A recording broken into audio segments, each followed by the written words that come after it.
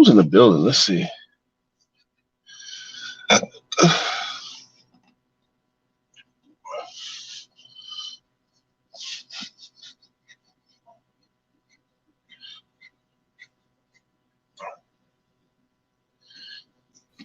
Shalom, family. Ron Dalton Jr., director, producer of the movie Hebrew Sneakers Look at Black America.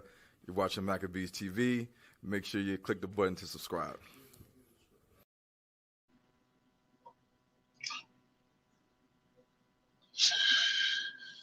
Well, what's going on, family? It's kind of dark in here. It's kind of dark in here. Kind of dark in here, huh? Let's see something. What up, Mika? Well, that's why I named the video what I named this, sis, because for some people it's late night, they're sleeping. And for some people this is early morning. So, you know, you already know I work like a slave. So I just left the second job, and it's almost time for me to go to the first job. So I just am parked up and posted up in front of the first job. I could be sleeping, but not quite sleepy yet. So I said I would just come and chat with the people for a second and see whoever's up. I didn't expect anybody to be up. There's a few people in the house. So shalom to each and every one of y'all, right?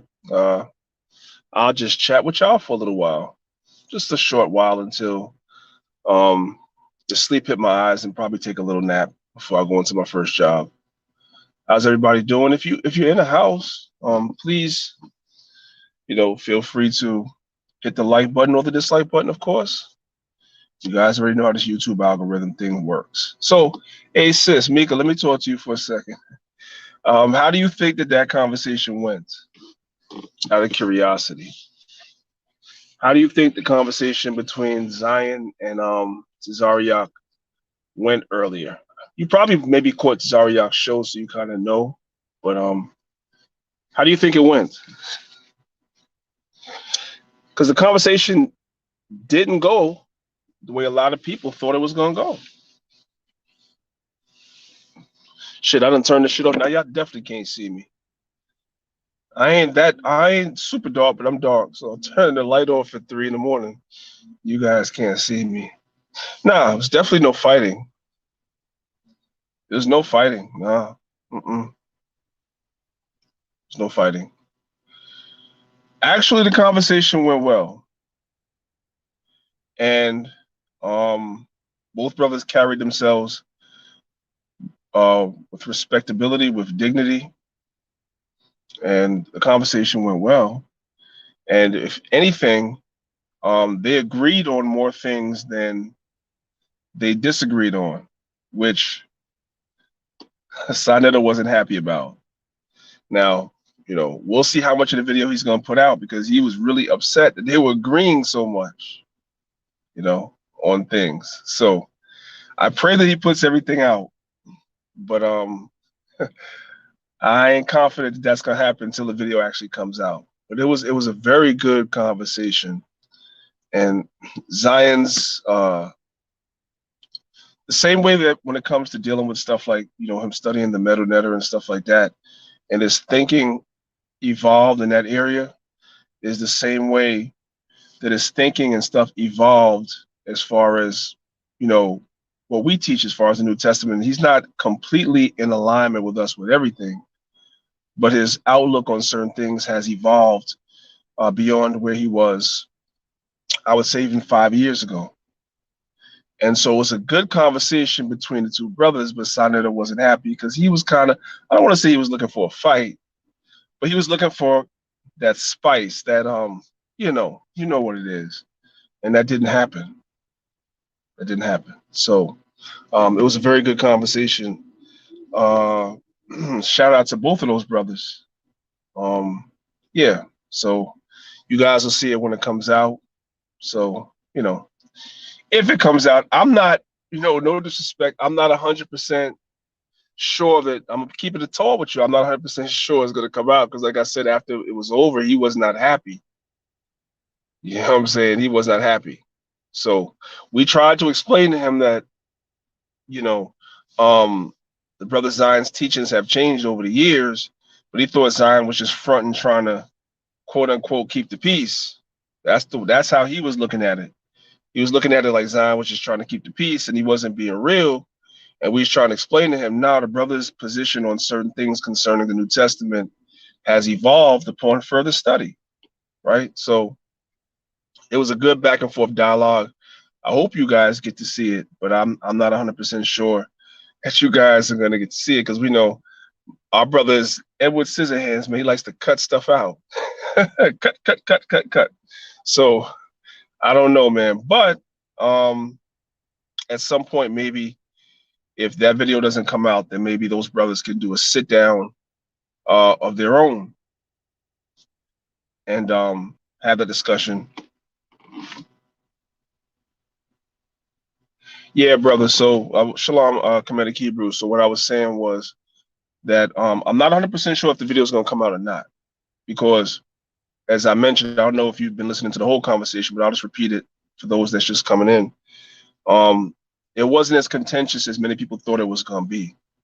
And they agreed on more things than they disagreed on. And that's because Zion's, outlook on certain things has evolved over the years.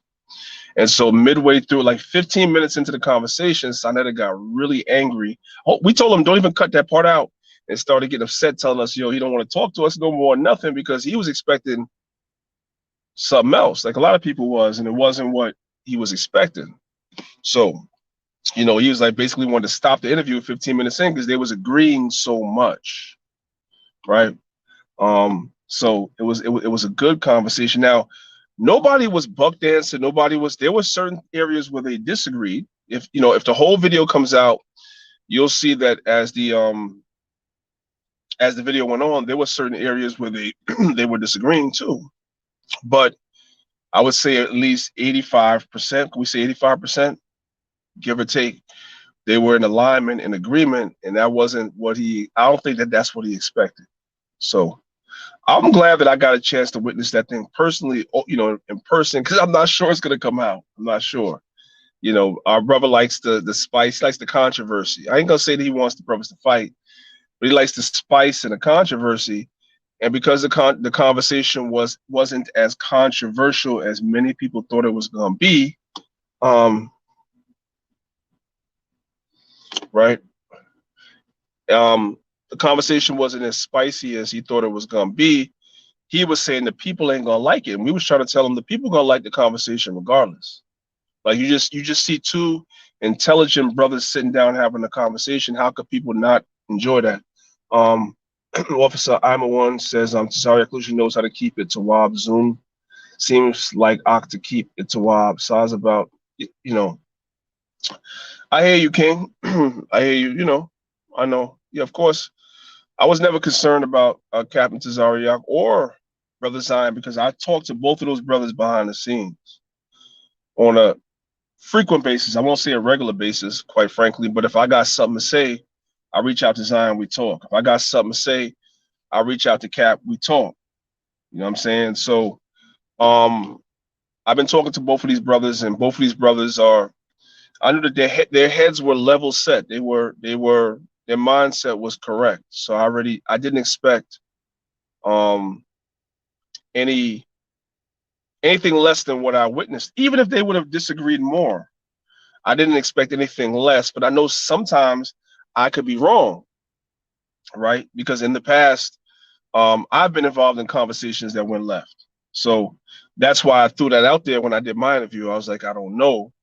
But talking to each brother after my interview, both brothers assured me that it's going to stay, a respectful conversation. And that's pretty much how the conversation ended. It was a respectful conversation. So what y'all need to do, brothers and sisters, what y'all need to do is, if y'all want to see the interview uncut and unedited, y'all gonna have to put the pressure on Sunday to put it out, because I'm not confident he's gonna put it out. I'm not. Like, he was really disappointed after the cameras were off there. He was very disappointed that it wasn't more. I don't want to use the word contentious, but he was disappointed that it wasn't as spicy as he wanted. And I even saw that he called into their show today, the Cross the Line show tonight, and was pretty much saying the same thing, that it wasn't as spicy as he wanted it to be, you know. But I believe that these conversations should be organic.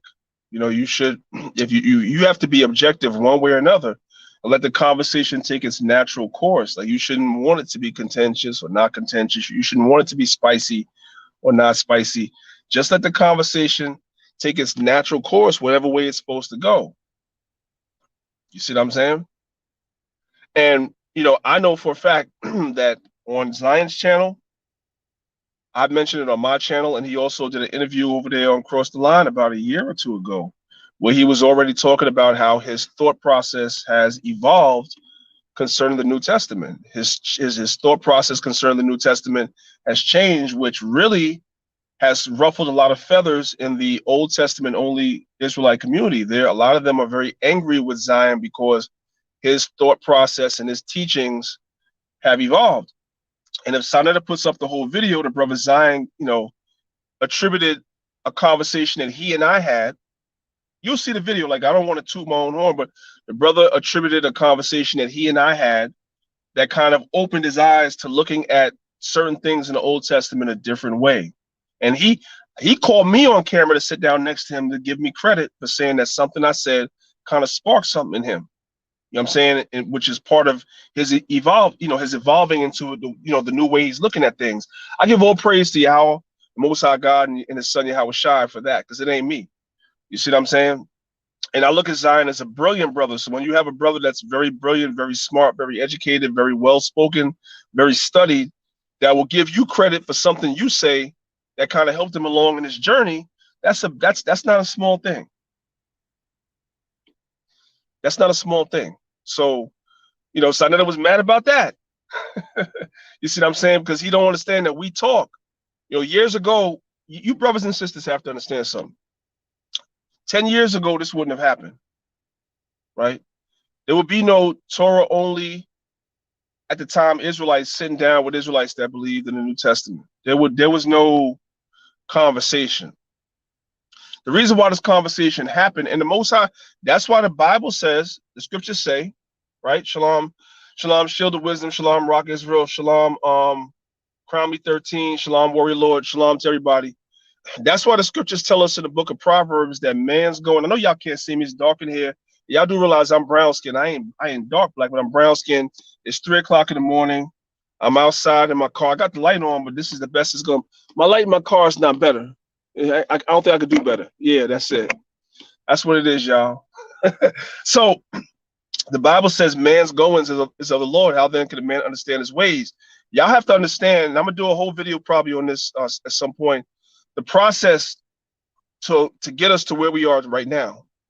And that process to get us to where we are right now is this. It all started when Polite got the bright idea to go down the block to the Israelites that were down the block, which at the time was Captain Tazaryach and ISUPK. He went down the block to start with those dudes, and then they had that debate, which I went to that debate, right? Right behind that debate, you had the debate between Nasi Yashuvel, which is an Old Testament Torah-only Israelite, versus Sarah Sudanseti. Now, my mindset at first was, I ain't fucking with that shit. Because like I told y'all, I've been around Israel almost 30 years. Y'all know that. So I'm my mindset was a certain way too. Like, we don't really mess with these Old Testament Israelites like that. They don't like us, and we don't mess with them. That was our mindset back then. And what happened was, I had, smarter people than me that say to me, no, this is an Israelite thing first. We need to support those Old Testament Israelites first, because at the end of the day, these guys are coming against the Bible, period. Whether it be the Old Testament, the New Testament, they're coming against the Bible. You should support. I had some wise brothers around me that gave me that counsel, and I took it, and I went to that debate. And that's when we met Nasi. And it's through Nasi that we met Nasi's father and so forth and so on, which is through whom we met Zion Lexx. That's how we met all these people, because of these debates that Sanetta put. Sanetta was the one that put these together. The Most High used him for that. And at first, when we came together, we wasn't used to having conversations. So these conversations were contentious, which is why when myself and Hashar and Divine Prospect, when we went and debated those Old Testament Israelites like 5 years ago or however long ago it was contentious, because we didn't know each other. But then we all took a step back and began to have conversations, right? Begin to get to know each other outside of just debating each other. And we're going to say, you know, outside of this brother's okay. So now we're talking. And then I'm in a position now where I'm talking to certain men where I can bring out certain things in the scripture. Like, hey, brother, you ever look at this way? You ever look at this that way? So forth and so on. And that's what happened. I showed the brother something in the scriptures, and he was like, you know what? I never looked at it that way. And he admitted that on camera today. So Sarnetta thought he was doing something, but the Most High was behind the scenes, because the Most High is the potter. Yahweh is the potter. The Most High molds things the way you want it to mold it. Man think you doing something. You ain't doing it. The Lord is doing everything. The Lord is doing everything. That's what people don't understand. That's what they don't understand. Yeah, you know? So all praise to the Most High God, Yahweh, for that, man. It was a great conversation. I pray it comes out. I know a lot of people were concerned about how the conversation was going to turn out. I know a lot of y'all wanted to see it live. I just hope that, yeah, it was a good conversation. If it doesn't come out, you guys just have to take our word. You could ask myself. You could ask Tazaryach. You could ask Tazaryach. You could ask Zion. We was in the room. We'll all tell you it was a good conversation, man. It was a good conversation. I think everybody will walk away from that conversation feeling good. All Israel on all sides. Maybe not so much our Torah-based brothers that don't believe in the New Testament whatsoever. You know, some of them might be a little angry. You know what I'm saying? And that's okay too. You brothers can listen. Y'all are brothers too, but you brothers can learn too, and you brothers can evolve too. Because a lot of things that you brothers, a lot of the ways, and this is what we told when we used to go out there and have conversations with, you know, shout out to Prince Sapor, who's an elder in the community, in the Shammai camp, right? When we used to go out there, them brothers didn't know, we're the first New Testament believing Israelites that they met. So what they thought we was like, and what they thought we believed, as opposed to when they met us and what we was telling them, it just fried their whole, it scrambled the whole circuit board, because they're like, we thought you guys were Christians. No, you thought wrong. Where'd you get that? We're zealous for the Lord's statutes and commandments of the Most High. What are you guys talking about? You know what I'm saying? So it scrambled their whole circuit boards. They didn't know what to do with that. You see? And so when you begin to start talking to them, then their arguments fall apart, because they're coming at us with Christian arguments. And we're shooting them down like, no, we don't teach that. We don't teach no laws that's done away with. We don't teach none of that stuff. Like, what are you talking about? So they don't have no argument no more. Then the wall begins to fall down, and now you could have a real conversation with brothers. And that's what happened. And I know it was unpopular for us to do it when we was doing it, but we are led by the Spirit. I always tell people, I'm led by the Spirit. I'm not led by what, you know, people's opinions. I don't care what you think. The Most High put me in the position I'm in, and the Most High uses me to do certain things, and other brothers as well. So I roll with the Spirit before I roll with opinions. You can give me your opinion, and I'll respect you and I'll listen to you, but I roll in the Spirit first. You know what I'm saying? Let me see what y'all talking about. Con, all praises, Rock Israel. All praises, all praises. Right. What he don't understand is he brought all of us together. You had camps that wasn't talking, that wasn't speaking, that came together. Old Testament, New Testament, sometimes New Testament and New Testament that don't speak, that came together to defend the Bible. That's historic. That's going to go down in history. That's historic. That's epic. Whether people realize that thing now or not. If y'all in the house, hit the like button, man. I know it's 3 in the morning. You could do that. I know you're tired. Wipe the cobwebs out your eyes. I came in to talk to those of y'all that's still awake, because I know some of y'all was wondering what happened. So least you could do is hit the like button. You guys on Facebook too. You don't have to be able to see me. I know you can't see me, so I don't even know if I'm gonna leave this up, because y'all can't even see me. It's dark as hell up in here. I gotta bring my put my other phone out and turn the light on. What I gotta do? You know what I'm talking about? Yeah. So it was a good conversation. All praise to the Most High for that, man. And you know, we're gonna keep it pushing. We're gonna keep it rolling, family. Y'all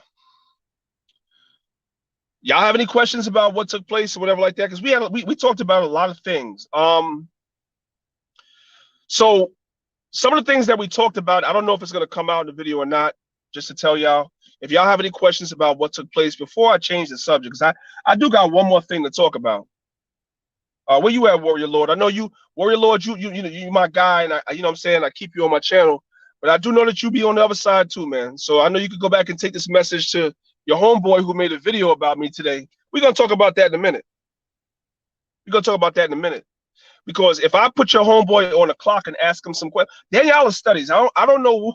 I study. So if I put your homeboy that made 30 minutes on me on the clock and ask him a couple of questions, I guarantee you he will fold under the pressure. I'm not asking, I know.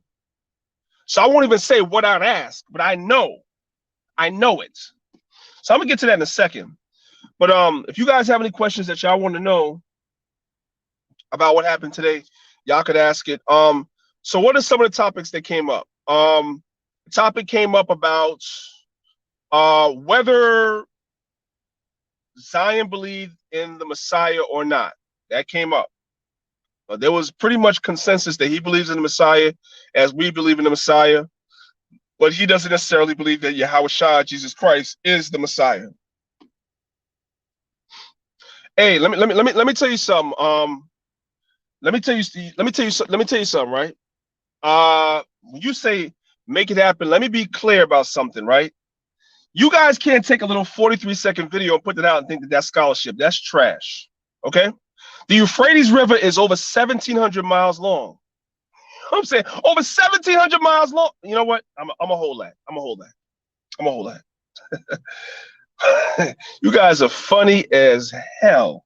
Anyway, and that's y'all. That's the only thing that you guys want to talk about, and you're not even right about that. But as I was saying, they spoke about whether Christ was Messiah or not. They didn't really 100% agree on that, but Zion does believe in the Messiah. They spoke about Africa as well. Some agreement on that, not 100%, but a lot of agreement on that. What are some of the other topics that they talked about? Did Zion actually believe that there was an actual person called, Yahweh Jesus Christ, or as he said, Yeshua? He does believe that Yeshua actually existed. No, you guys are funny as hell. You guys watch my channel. Well, you guys always talking about somebody. That's just y'all shit. Y'all just always talking about somebody. You know what I'm saying? So, you guys are funny as hell. You locate one little spot on the Euphrates that you can walk through. Well, the Euphrates is over 1,700 miles long. You can't walk through all of that shit. Now you got to show me the Israelites left out of that spot that you showed in the video. That's the narrow passage that we passed through. Where's the archaeology on that? You will never find it. You'll never find it because Israel wasn't even concentrated in that effing area that you're showing when we were in Assyria. You guys are funny as hell, man. You guys are funny as hell. Please. Ain't no be right back, man. You guys are not. Listen, I tell you what, my time is valuable. You guys that like to talk about other people and put other people's names in your videos, you will never get my time. You're crazy. You're crazy. I will never give you my time. My time is too valuable. I'm lowering myself to give guys like that my time, straight up and down. That's what I said, and that's how I feel.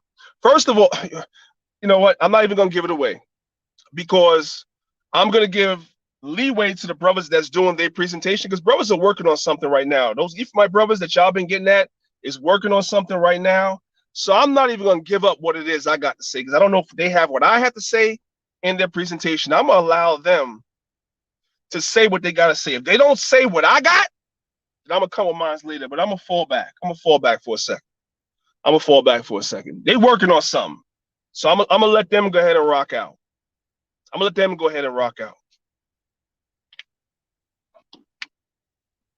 Oh, I know exactly what I'm talking about. 100%. 100%. Like I said, I know exactly what I'm talking about. You guys just got here 5, 10 years ago talking about we don't know which. I know exactly what I'm talking about. I could break down the whole Assyrian captivity for you from start to finish. I didn't just get here. I didn't just get here. And there's a lot of logical things that you brothers are leaving out because you guys don't know the whole history. You're just focusing on where we left this. You know what? Anyway, brother, no. No, you brothers are just looking for attention. You guys are looking for attention. That's all you guys be looking for. That's it. That's it. I'm not the guy to give you guys attention. The Ephraimite brothers are working on something. They're going to give you guys the attention that you want. So I'm allowing them brothers to go ahead. They're working on their stuff. They're going to give you guys the attention that you guys want. Because all you guys are one dimensional. You have one conversation and that's it. That's all you guys got. You are one trick pony, a one trick magician. That's what you guys are. Simple as that. And I'm not backtracking from what I said. Now look at this dude bringing in a red. You know what a red herring is? I'm talking about one thing, and you start talking about something else. That's called a red herring. That's why I say I could never give you guys my time. That's why I could never give you that. That's an old trick, man. That's called a logical fallacy. I'm talking about one thing, you bring up something else. It's a joke. No, no. If what the scriptures say this, man, if this counsel be of the Lord, it's gonna stand. If what you guys are teaching, we already see what the brothers that's teaching the way we teach, we already see what the Lord has established in the earth. Hundreds of thousands, millions of people follow behind that teaching. If what you guys are teaching is so wonderful, I'm waiting to see that the Most High elevate that. I'm waiting to see the Lord elevate what you guys are doing above what you guys are saying is wrong. That's what I'm waiting for. That's what I'm waiting for. It'll never happen. I'm on record. Save that. It'll never. The Most High will never elevate what you guys are teaching above what's already here. Never, because it's not the truth. Now back to what I was saying. Back to what I was saying. And you guys can keep making videos too. You know what I'm saying? I appreciate you. I appreciate the fact that you guys watch. I will never watch y'all shit ever, but I appreciate the fact that you watch mine. Thank you, and keep watching. Now, as I was saying before, there was more agreement than anything else when it came to the conversation today. So it was definitely good. I hope Sonetta goes and put the video out so that you guys can judge for yourselves, you know, because being in this truth is about evolution, right? The Bible says this is like living waters. Living waters are not stagnant waters. If you ever go like a place, like for instance, where I live, there's a lake there, right? It's a man-made lake. So Rock is, you spoke about Garfield. I'll talk about that in a second. There's a man-made lake, right? So today I was noticing that people were actually, or I should say my wife was telling me that people were actually going and you know, allowing their children to go into this man-made lake, right? That's dead water, stagnant water filled with fungus and all types of whatever, because the water's not flowing, it's not moving, right? So why would you allow your children to go into a man-made lake that the animals go into? You also have human beings that go into there, and they probably have feces in there and all types of stuff like that. Why would you allow your children? It's dead water. This truth is living water, so it's all about evolution. It's all about moving, constantly growing. So the brother is doing that, and we all have to be that way in this truth. I can tell you a lot of things that when I first came to the truth, I believed or I thought. But now, as I've elevated and grown to the truth, there's certain things I realize, you know what? That was wrong. And you have to be able to grow with that. Listen, nobody gives it. Let me tell you something, bro. And I'm about to get you the F up out of here. Nobody cares about what you guys say you can or can't rebuttal. Nobody cares about what you guys are saying. You guys put up a video, a 43-second video of some people walking through one particular portion of the Euphrates, but you can't prove that that's where Israel left when we left Assyria. You cannot prove that. You can't prove it. You can't. Period. So who cares? And I know you can't, because I know where Israel was in Assyria when we left. Fuck out of here. You guys are clowns, man. You guys are effing clowns, for real. Get out of here.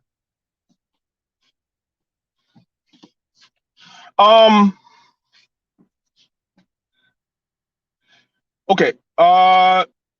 Rock Israel, you said what happened at the end with Garfield? None of that happened at the end with Garfield. Garfield wasn't even involved in this conversation today whatsoever. Um, so of course, for anytime that we come around, he likes to push this whole thing about this guy. Garfield is another one that's not a threat to anything. He's really not. Garfield is a poor researcher whose methodology is questionable, the way he puts information together. He has a book coming out that if I was a betting man, a lot of the sources are not even primary sources. We'll see when it comes out. But for some reason, every time that we come around, he wants to ask us questions about this guy. So we just answer the questions to the best of our ability. None of us are impressed by this guy whatsoever. He's not really a threat to anything. When his book comes out, we'll see exactly what's in it and what type of methodology he used and what is the veracity of his sources. How good are his sources? That's what we'll see. You are correct. The brother, he is a reprobate. Nobody, he is. He is.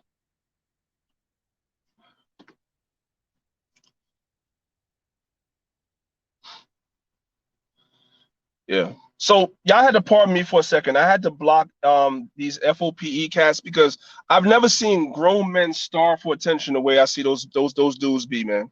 I've never seen grown ass men starved for attention. If what you're this is my thing, and this goes for anybody, I don't care what it is or what your doctrine is.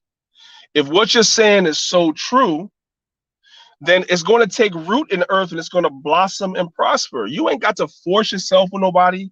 You ain't got to show up on everybody's damn lives and talk all this shit. You don't have to make videos and put people's names in your videos. Just what you teach alone. Yeah, I'm talking to you, Kuna, because I don't know if that was you or whoever else that was on the other channel, right? I don't come to your channel. I don't agree with 90% of what you do say. I don't come to your channel. I don't say nothing. I mind my business. And you brothers need to start learning to do the same thing. And you got my number. You can call me. I'm gonna tell you the same thing. So if you call me, I'm gonna tell you the same thing. You guys got to learn to stay out of people's live streams, mind your business, and just teach. If what you are saying is so right and exact, then the Most High will elevate it. You should need no help. You should need no help. You shouldn't need to put somebody's name in your title. You shouldn't need to talk about nobody. You shouldn't always want to debate everybody. If what you're saying is so right, the Most High is going to elevate it because what everybody else is teaching is wrong. So the Most High will elevate what you're teaching above what everybody else is teaching in this course, in this time. Just teach. But every time I turn around, you got somebody. I'm not saying that was you under the other account. But every time somebody goes live, and we speak about something that you don't agree with, you show up with contention. And I'm not saying that was you, but y'all got to stop doing that. I'm keeping it a buck with you. Y'all got to stop doing that. Enough is enough.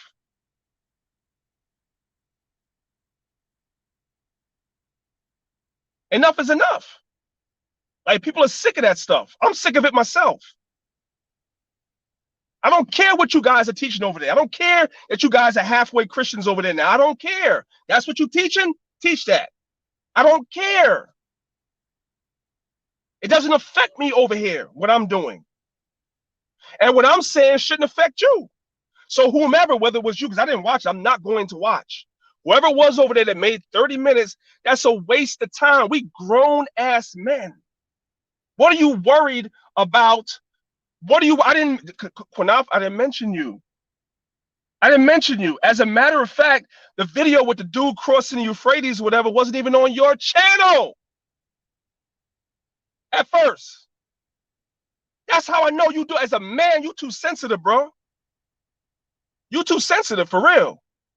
You always reading into something somebody else is saying and assume they're talking about you. Quanaf, no disrespect. You're not that important. I'm not that important, but you are not that important. Nobody in Israel is thinking about you, bro. You're not that important. Where somebody is always talking about you. No, sir. I'm sorry. No. I'm over here on my channel, minding my business, doing what I do, allowing the Most High to allow what it is that I teach and I do to take root. Those that will hear, will hear. Those that will forbear, will forbear. I'm not worried about what nobody else is doing. You guys are always worried about what somebody else is doing, always talking about somebody else. If what you're doing is so wonderful and so good, you shouldn't worry about nobody else, because the Most High is going to bring those people down and elevate you and your doctrine and what you're doing organically. Period. Quinaf, I didn't call your name. I didn't call your name. You now I'm just gonna say you are a liar. I didn't call your name. What video did I call your name in? When I was with Sonetta, you're a liar. I didn't call your name. You are a liar. I called your name right now because somebody under the 4-piece Civil War shit was on my shit. And I don't know who it is. I would have never called your name if you or whomever wasn't over here. Stay on your page. Mind your business. Teach your own thing. That's what everybody's saying. You always making these live streams about brotherhood and Israel ain't this and Israel ain't that. And y'all be the first one in somebody else's live causing contention. It be you. That's you. So what brotherhood are you talking about? What Israel together coming together are you talking about? Well, FOP Civil War is your people. Am I lying, bro? Am I lying? Did I lie? And if you are an elder, why don't you tell your people stay off other people's lives? Do you see my camp members on your lives? Do you see my camp members on your lives? You do not. You do not. Why? Because as an elder, I tell my brothers, stay in order.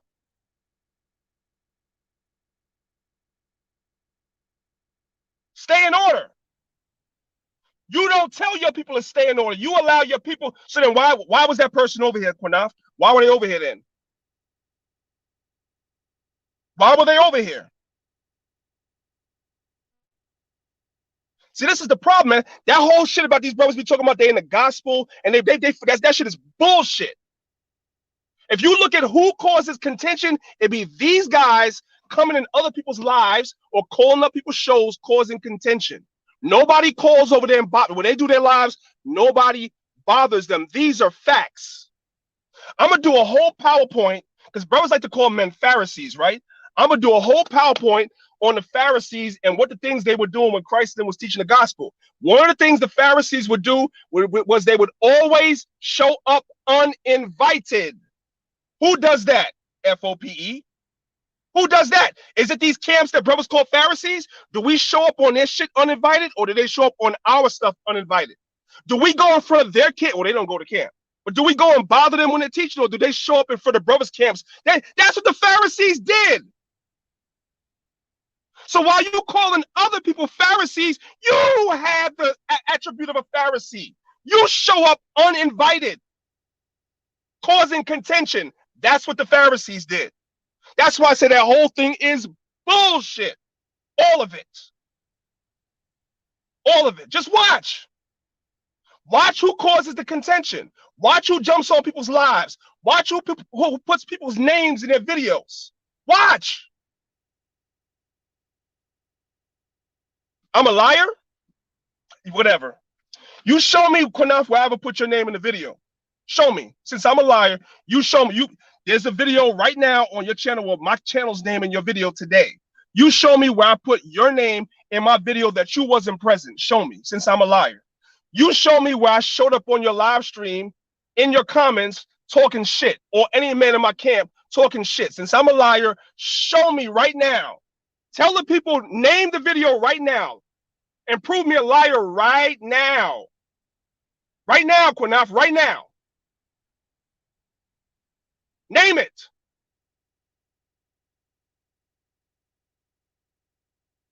All y'all gonna see is crickets, because he know damn well that never happened.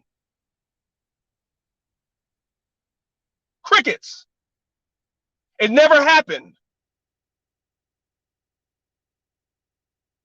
Yeah, we're waiting. I want to see it.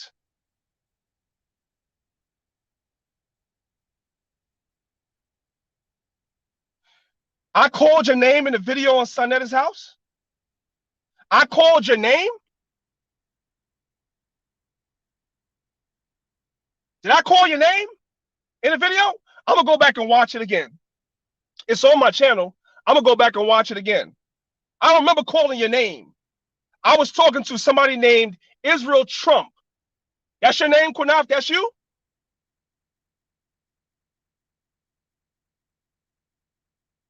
You always, yo, brother, you are always in the midst of some bullshit. And I'm about tired. I've been very patient. Everybody else ain't been patient. I've been very patient. You always are in the midst of some bullshit, and everybody knows it. You're always in the midst of some bullshit. Always. Always. And then turn around making videos about brotherhood Israel coming together. Not with guys like you. Not with guys like you. I'm glad you niggas became Christians, man, because y'all brothers are nothing but damn nuisance. And I'm glad you dudes became Christians. Straight up and down. I'm glad. I said it, and I'm going to stand on it. You call me, I'm going to stand on it. I see you, I'm going to stand on it. I'm glad you dudes became halfway Christians.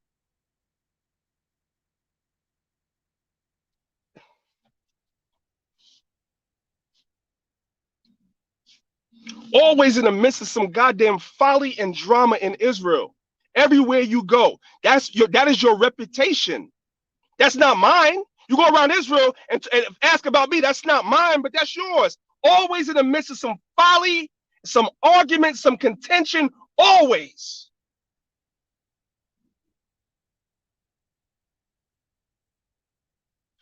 Sir, Ariyah, there is no difference. There's no difference. There's no difference. I don't see a difference. I don't see a difference.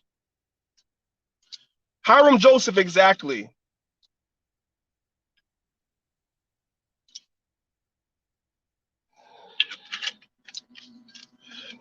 Exactly.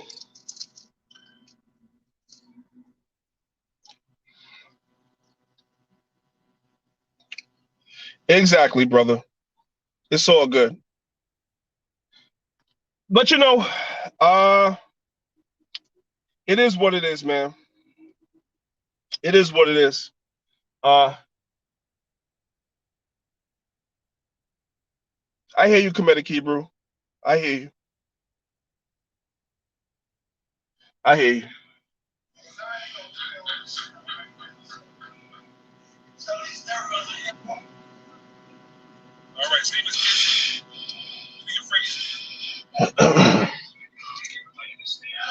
Hey, family, what else? What else y'all want to talk about, man? This is a waste of time.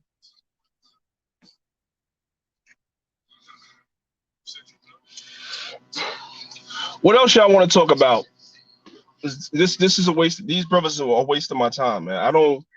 These brothers are like succubus spirits, man. I don't deal with. I don't. It's ridiculous.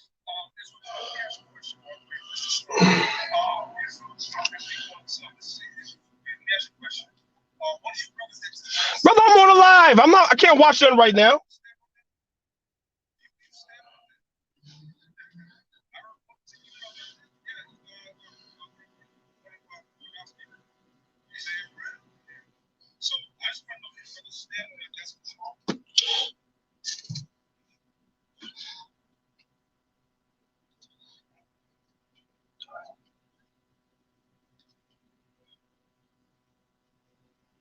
Hold on a second, y'all.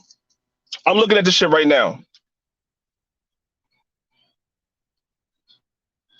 And see, okay, I'm looking at this right now. And this goes to show, this is why I say that Caspi just full of shit, right? I didn't call you out, Negro. Somebody asked, if you listen, somebody asked me who teaches that. And I said, one of your peoples.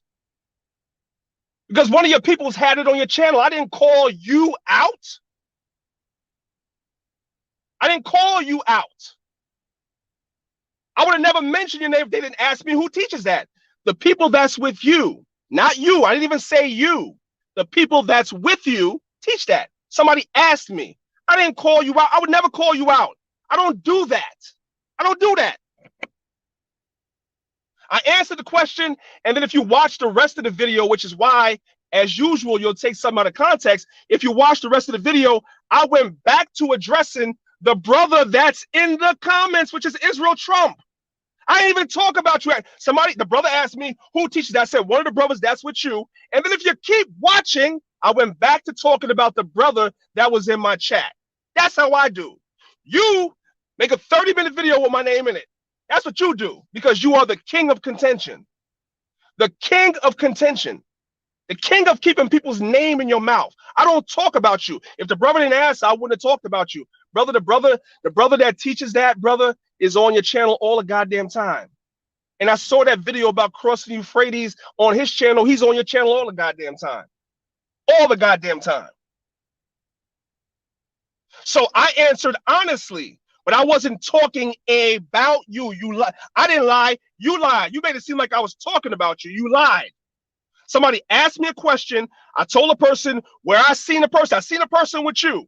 Then I kept it pushing back to the person that was in my chat. I don't talk about men. For what? That's what you do. No, I don't look at you guys all the time. This brother was in my inbox. See, that's what I'm talking about. Your brother, you dealing with simplicity right now. I don't watch you, Kanaf. I don't watch you. I don't watch your channel.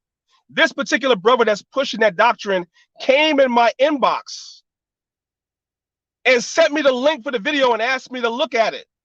This brother was inboxing me on Facebook multiple times. This brother was in all my lives, trying to get my attention to have a conversation. He was over here. He was over here. Again. The links that the brother was putting in my chat was from your channel. I just said that. So you have a problem with listening. This brother was in my inbox putting links from his channel and your channel in my inbox. I didn't even know who this dude was. He was on your channel with you multiple times. He put the link in my inbox on Facebook, bruh. I just said that. Then he would come on my lives and be in my chat. Then he would come on my comment boards and leave links to videos that he was on with you on my comment boards that I would erase. That's how I know. Because this dude was always in my chat, like you in my chat.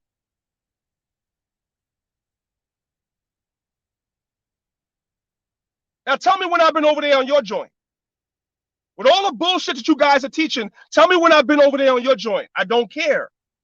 I don't care. Not only do I don't care so much, I don't even address it. What you guys are saying and teaching. That's how much I don't care. Why don't you try that? Okay, I'm going to say this one more time because now I see that you're really just being simple. Somebody asked me a question of who is teaching that when I brought up the thing about the Euphrates. I said somebody that was with you because I seen him on your channel because this guy constantly puts links in my inbox on Facebook. Once I said that, I moved on. I moved on because you're really not that important for me to talk about you. So I moved on. I haven't mentioned you before that, and I ain't gonna mention you after that. But you sure as hell did 30 minutes. So you're gonna compare 1 second of me saying something to you doing a whole 30-minute video?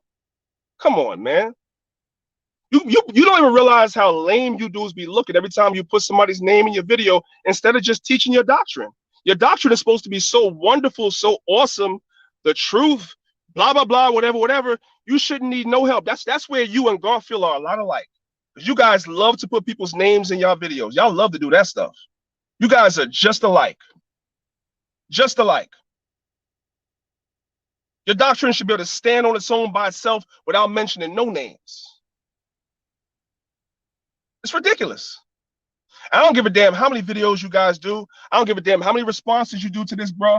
As the Most High is my witness, I don't give a damn what you niggas say. It's not y'all not that relevant for me. You're just not. You're not. I'm gonna go ahead and do what it is that I'm doing over here. I don't care what you guys are saying. I don't care what you guys are doing. I don't care what you guys are teaching. I have heard that doctrine before. I do have a response for it, but you guys are doing way too much. So I'm gonna leave it to these Ephraimite brothers. Let them deal with it. I'm not dealing with it. It's ridiculous. It's stupid. It's succubus. It's a waste of time. In this day and time, with all the prophecies that we're in the midst of, I'm still arguing with you guys about lame shit, about the Euphrates, and we're in the end times. We're in the midst of this damn so-called pandemic, vaccines, this, that, and the third, wars, rumors of wars, and you want to argue about what? We're in the midst of prophecy, and you want to argue about what? Now, y'all still over there with that lame ass shit, man. I'm trying to wake the people up, man. I'm trying to, through the spirit of the power of the Most High, to wake the damn people up. I'm teaching about prophecy and future events and what's going on right now and how it's relevant to our people. Our people that's in the ghettos and the slums don't give a damn about where people cross the Euphrates. Sit there and waste time arguing about redundant, stupid stuff for years, over and over and over and over again. If you don't accept it, you don't accept it. Move on. I've been patient, man. Everybody else for years and everything been cursing you. I've been patient. I've been humble. I've been all of that, man. But you dudes be doing too much. Too much. It gets sickening after a while. You guys are condemning other Israelites when you've been all in the midst of all types of sin. Now I'm gonna go there, and you can call me and be mad all you want. You are condemning other Israelites when you are an adulterer. You've been in the midst of sin. You ain't got no business condemning Sakari or no goddamn body else. You're an adulterer. Now get mad about that. Get mad about that. Now go make a 5-hour video about that. Got some nerve, man. They can't come back, but you could come back. Get the hell out of here.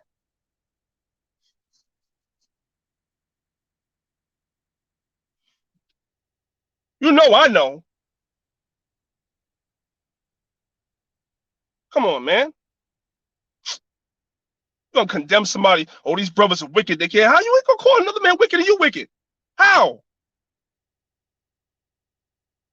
People are tired of that stupidity, man. You could come back, they could come back. End of story. What's the problem?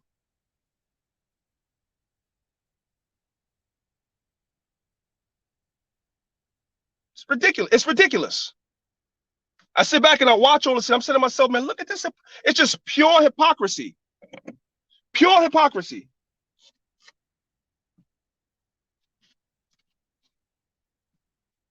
I ain't changing a goddamn thing. I'm talking about how you always, let me say this. I'm not changing a goddamn thing. I said what I said about that. I ain't got to go in circles. Now I'm talking about something else. I said what I got to say about that. Now I'm talking about something else. I already told you, I don't talk about you, bro. Somebody asked a question about where I heard it. I told the people where I heard it. I heard it through somebody that I seen with you. That was the end of the story. You made the 30-minute video, and you're going to go ahead and make whatever videos you're going to make. Who gives a shit? Nobody cares. You know what I'm saying? Nobody cares. But you sit around in condemnation of Israel, calling people Pharisees, this, that, and the third, and all their wickedness, but you're wicked. You're an adulterer and everything else. You've done all types of wickedness in this nation that people talk about. All types. So you have no business talking about nobody else. And I'm saying it's coming from me. It's coming from me. And I will stand on it on the phone if you call me. If we see each other, I'm gonna stand on it again because I ain't lying. And one thing I know, when I'm not lying, I'm not backing down for what I'm saying. I'm telling the truth. You got no business condemning nobody else. Just do the work. If what you're teaching is the truth, just go ahead and teach it and leave everybody else alone and just teach your doctrine. If the Lord is with you and what you're teaching is right, it's going to flourish, it's going to prosper. Period, point blank. But when you do all this extra stuff, that lets me know that it's not right. Because you got to do all this other extracurricular stuff. I don't do that stuff. I stay on my channel, stay in my lane, my business, and teach my doctrine. And don't mention nobody else on my channel. And what you doing and what you teaching. Why don't you try that? You know why you don't try that? Because if you ain't talking about nobody else, nobody gonna care about what you're saying. And that's just the real. It gets to a point where it's time out with all this bullshit, man.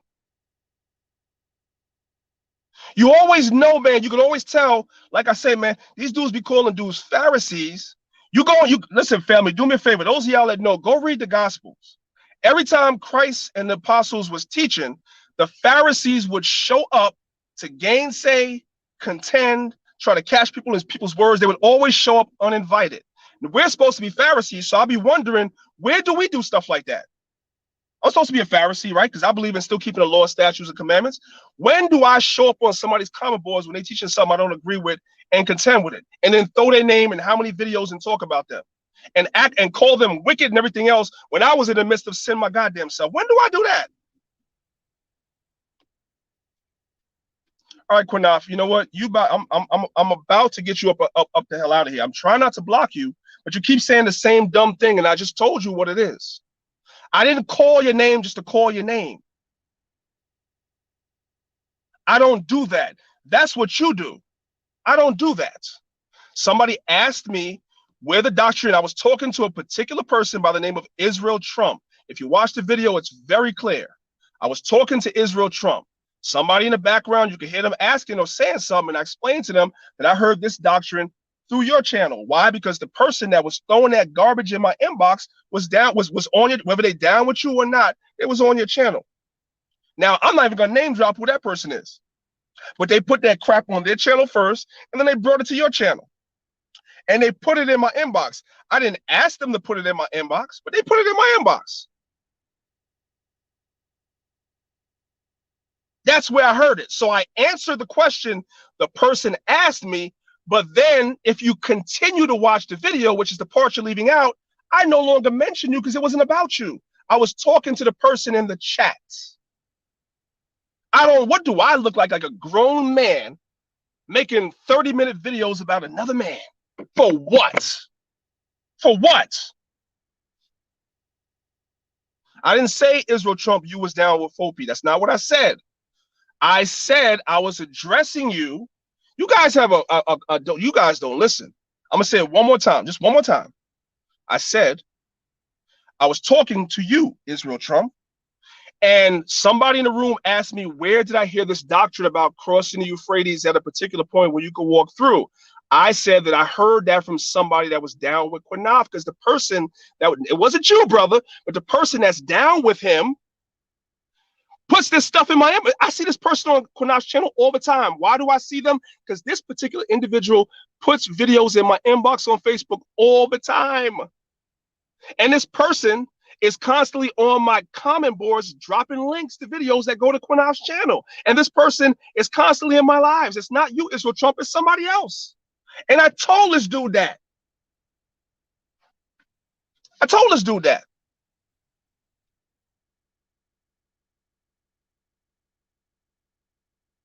I was addressing you. And somebody asked me about where did this doctrine come from? And I said, I heard it on his channel from somebody else. Somebody that was down with him, that's still down with him. That person is still over there.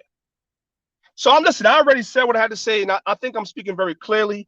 Obviously, you know, they try to pretend like they don't understand what I'm saying. So that's fine. I think I've wasted enough time, but it's all good because I have time tonight. Like I'm here chilling. I have time, but you know, it's only but so much folly that I want to deal with, and then after a while, it just becomes redundant. And this is redundant. There's too much real work to do in Israel. There's too much really sincere people that want to learn. For me to listen, I consider. I'm gonna tell you. I'm gonna say openly what I say to a lot of people privately. Talking to a lot of Israelites is a waste of time. I'm talking about brothers that supposedly it's a waste of time. That's why I don't engage in circular reasoning with certain men. I almost praise the Most High when certain men start teaching certain doctrines and get out the way. I almost praise the Most High because a lot of these dudes, man, listen, listen, it's good. Just get them out of our way. They're over there now doing that, and it's better for us. That's how I look at it. That's what I tell people all the time. That's why y'all don't hear me crying when brothers come with different doctrines and say they don't believe this no more, that no more. I'm like, good. Get that person out of our way so we can do what we need to do. And that's how I feel. It's a good thing. I'm not mad. I'm not upset. Do your thing.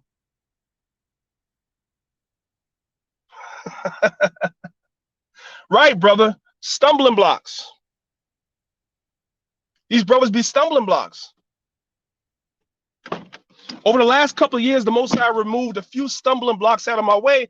And as I sit back and I look in retrospect, I praise the Most High for it. That the Most High removed a handful of brothers out of my way, out of my path, out of my cipher. The Most High moved these brothers out, and I praise the Father for that. Because I'm looking back and I'm looking at these brothers. These brothers were not productive. They were not. Yeah, I'm glad the Most High moved them out the way. And actually, things have gotten better since these brothers are out the way. That's the funny thing. You know what I'm saying? You got to watch people, man, that keep other men's name in their mouth. How you going? Here's the funny thing, right? You're going to talk about the fact that somebody asked me a question and I answered it, as opposed to every video you do, you got somebody's name in your mouth. Whether it's mine or somebody else's, you always got somebody's name in your mouth. We're not the same. Like, I don't talk about brothers. We're not the same. You always got somebody's name in your mouth. Always. Always. You always got somebody's name in your title. Then the minute somebody say one thing, you want to harp on that, but you always got somebody's name in your mouth.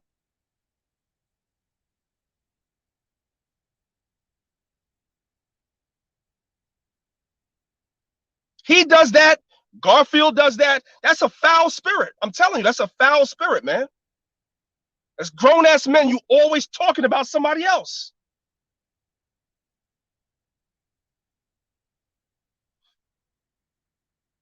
Brother Quinav, you can't tell me what to do.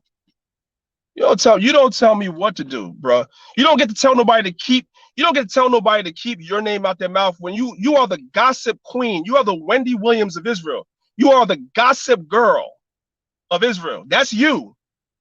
That is you.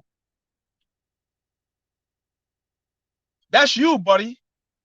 You always got somebody's name in your mouth. That's you. You're the gossip girl. You got all the news, man. You're the damn Tasha K of Israel. You always got the scoop.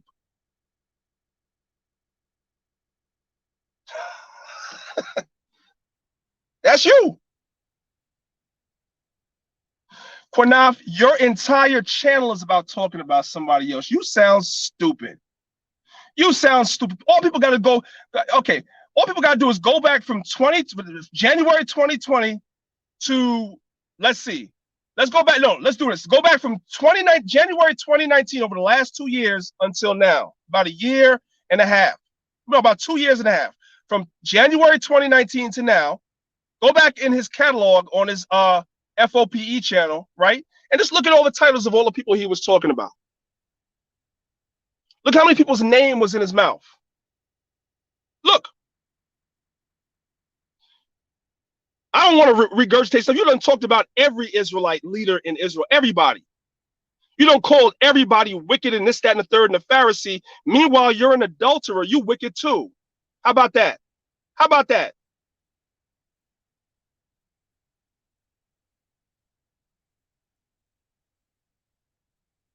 Talked about everybody. You talk about Sabak this, Sabak that. Dude, you an adulterer.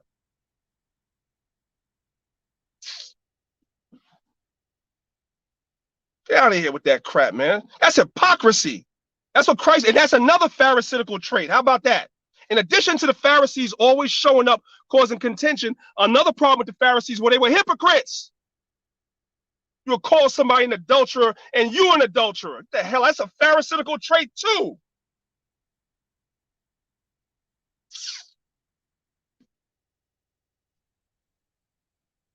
Y'all done got me started today. I don't normally get like this, but I'm sick of the bullshit with a lot of brothers in Israel. I'm sick of it. I'm sick of it. Sit back and watch. Like I'll be sitting back and watch. Every time somebody make an exposed video, they are hypocrites. I'm gonna expose you, nigga. How you gonna expose? How? The fuck out of here. This is crazy. This thing be crazy as hell to me in Israel. And I don't care. I don't care. I stand on what I said. Nobody, listen, let me say this, man. Nobody in Israel, I survived this fucking long. I survived this fucking long without no parents, in the streets of New York, whatever, doing what I gotta do. Ain't none of you niggas in Israel could do nothing to me about what I'm saying. I say what I say. I travel to every event that Israel has. I go everywhere. I ain't worried about none of you brothers. Let me be clear. So don't think that for a second that I'm gonna take my iron really, man. What I'm saying is what I'm saying. Because I've been nice. I've been nice. And brothers take your kindness for weakness. Like, oh, this brother's deep, laid back. He could know. I'm not that cool. You just don't know me. I'm not that cool. I'm not that nice. Not when somebody pushed me. I'm not.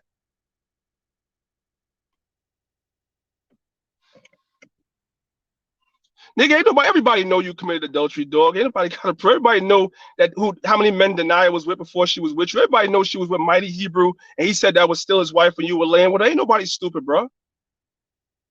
When you brought her to our cookout in the Bronx, you had to hide her down all the way down the thing in the playground. You didn't bring her around because everybody knew that was off. Everybody got to prove. Everybody knows this. This is common knowledge, brother. Stop playing. Stop playing. Fuck out of here. I'm not doing. Everybody knows it's common knowledge. You know, because you can't. You know why, Kunaf? Because you haven't heard. Listen, because you haven't heard what you heard. What I know about you, you don't have that on me. I've been in Israel almost 30 years. I don't commit adultery. I don't sleep with women that been with. I don't even want a woman that been with another man. If I find out you've been with somebody else in Israel, you could go ahead and find another husband. I don't want you. I don't want you. That's me. That's me. I seen you with another man that I know. I'm not getting with you. Are you crazy? No. Yeah, Warrior Lord is like, oh Lord, well, your man, listen. I don't go and I don't bother these dudes, right? I don't bother these dudes. His name would not have come up if somebody didn't ask me where I heard the doctrine. I don't talk about other men, but he sees fit to make a 30-minute video, and he's always talking about somebody. After a while, people just get sick of that dumb shit. It's just dumb. It's just dumb. You always talking about men in Israel need to come together and brothers don't have no brother. You every time you talk about brothers not having brotherhood and brothers not being right, look in the mirror. That's you. Start with yourself. Start with yourself. Stop talking about people. Start with yourself. Stop gossiping.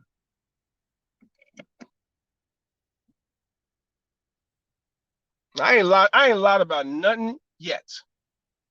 I ain't lied about nothing yet.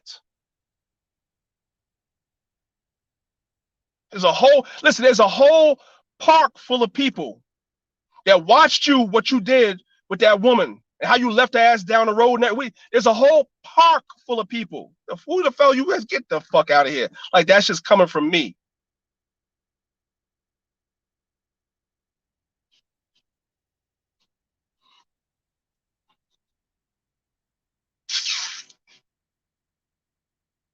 Whatever. It is what it is, man. Hey man, y'all got y'all entertainment today.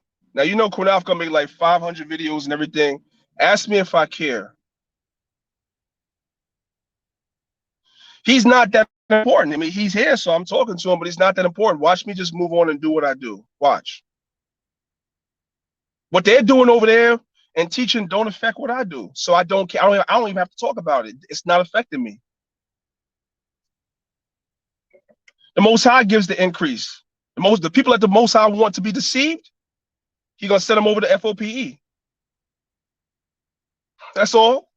It's the Most High rejected you. Most High be with you. Good luck.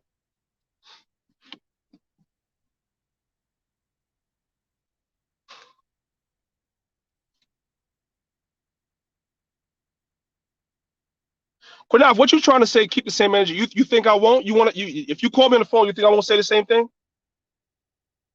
If you come to New York or I come down south, you think I'm not gonna say? Do you think you're intimidating, Quinav? I want to know. Do you think you're intimidating? Do you know my background? You know what I've been through. Do you think you're intimidating? You talking about keep the same energy? If it's me and you alone, I'm gonna keep the same energy. Who do you think you are? Who do you think you are?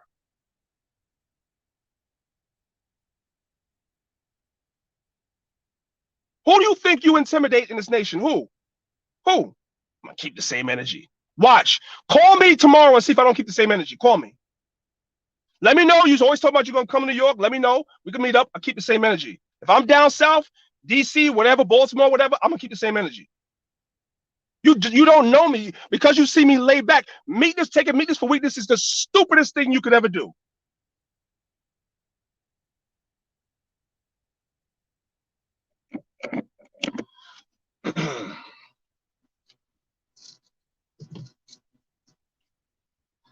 guys kill me with that crap, man. Half you guys, if you've been through what I've been through in life, would have folded like a goddamn accordion, man. Just don't know what I come through before I come into Israel. Talking about keep it saying the fuck out of here. You know what I've been through? Fuck, you guys is crazy. You guys are crazy. You guys are crazy.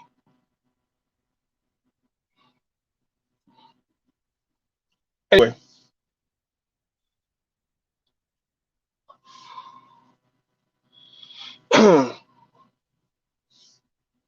What's up, Deontay? What's good, King? All praise to the Most High. Good to see you, bro. Pardon me, King. I know you're a good brother, man. Pardon me. Sometimes, sometimes you got to do what you got to do. You know what I'm talking about? Let's see. Crown me 13. Don't worry about it, dude. I'm gonna let that live. I'm gonna let that rock. I'm gonna let that rock. You know what I'm saying? Anybody worried about that? This is my thing. If it's garbage, like I said before, if it's garbage, watch this. At some point, the Most High is going to have to bring the doctrine down and elevate the true doctrine, right? At some point. So I'm waiting to see when that's going to happen. Because at the end of the day, the doctrine that you're calling garbage is still the foremost doctrine in the Israelite community.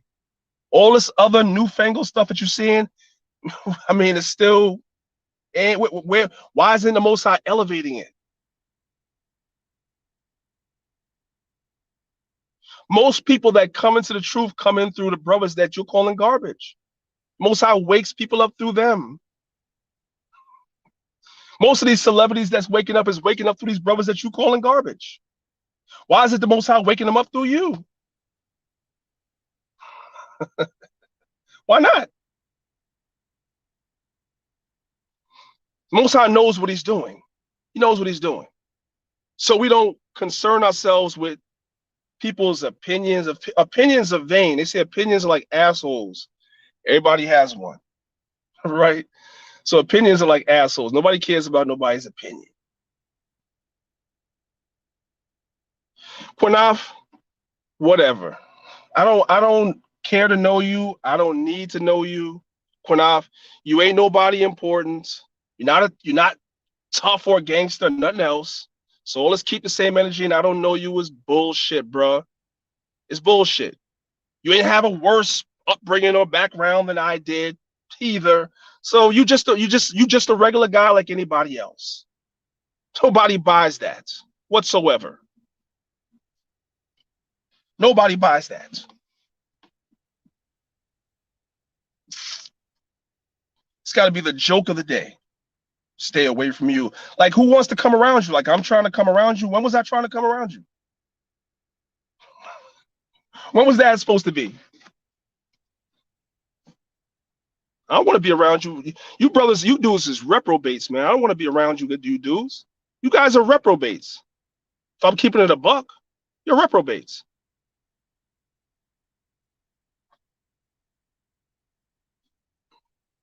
Fuck, I want to be around you dudes for? For what?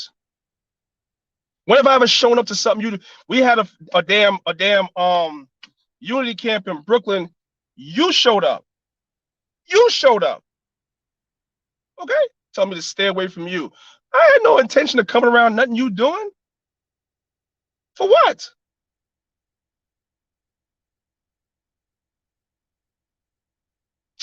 Everything that we've done, you showed up. Most times uninvited. How about that? Uninvited. How about that?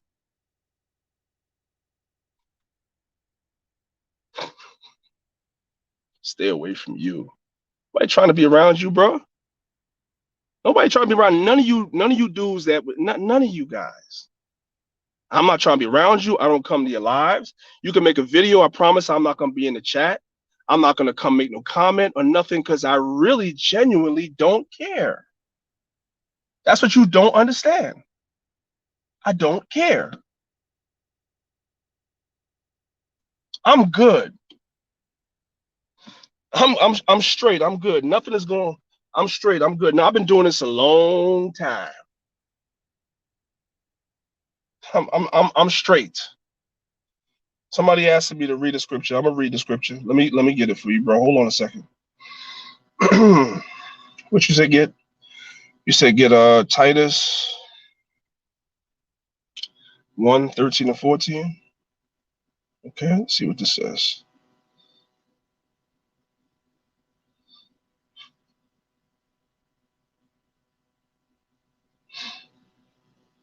Okay. All right, let's see what it says. Whatever, bro.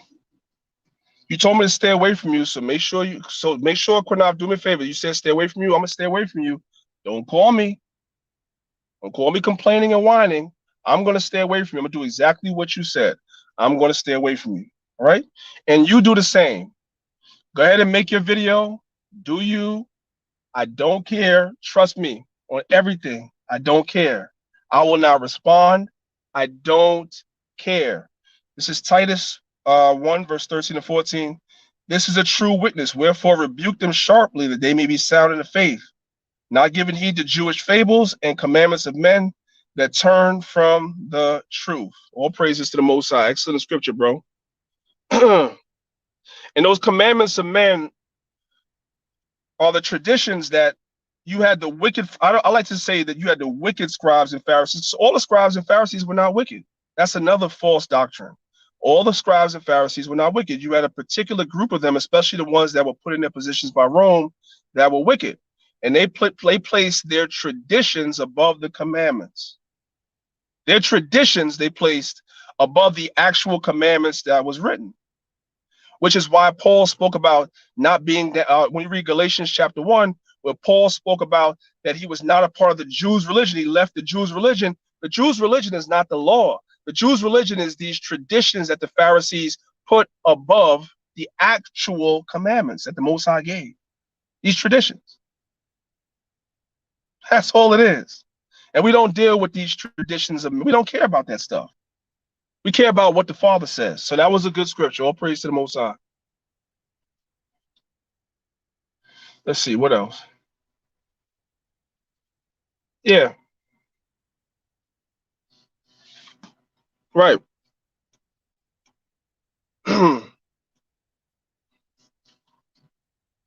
That's why when you read as a precept, Quinaf, you a liar. You always talking about somebody, Quinaf, you always talking about you don't have something against somebody, but you always making videos about somebody. Who believes you, bro? Nobody believes you. And what Jay-Z said, we don't believe you. You need more people.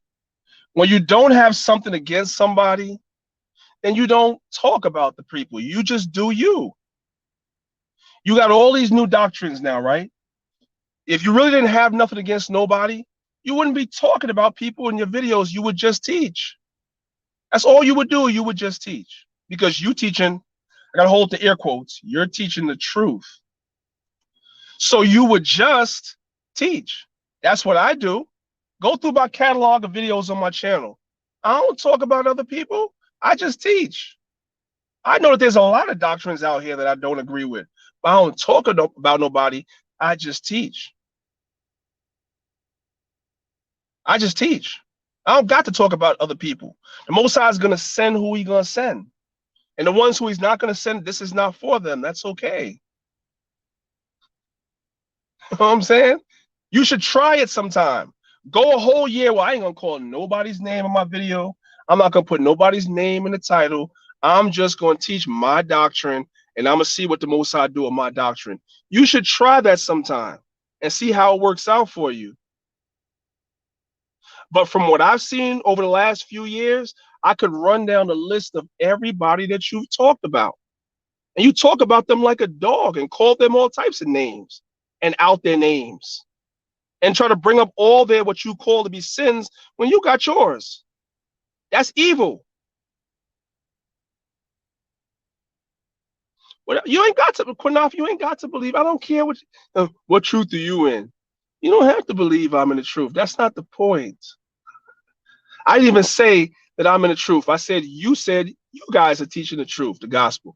So why don't you just teach it? Why don't you just teach it? Why are you always worried about what other people are doing and talking about other people? Why don't you just teach it? Stay off of everybody's comment board. Stay out of everybody's lives for like 2 years. Stop calling into Tazaryach and them show and just teach your doctrine, bro. Just teach your doctrine. That's it. Why can't you do that? Why you, as the scriptures speak about, why you a busybody? The Most High speaks about busybodies, always in everybody else's business. Why? That's the question. That's the question. The Pharisees were busybodies. They were always in Yahweh Shainem's business. And you have that same characteristic, want to call somebody else a Pharisee, but you a busybody. You in everybody else's business, showing up in everybody else's lives and doing, that's what the Pharisees were doing.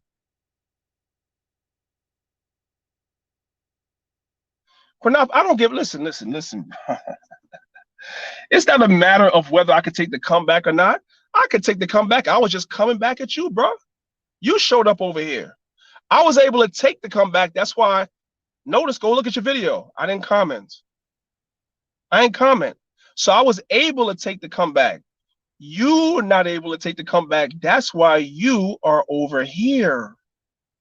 Now, when you go and make your video, I'm not going to say nothing. I'm not going to say nothing. That's the difference between me and you. I'm on some man shit. I don't give a damn.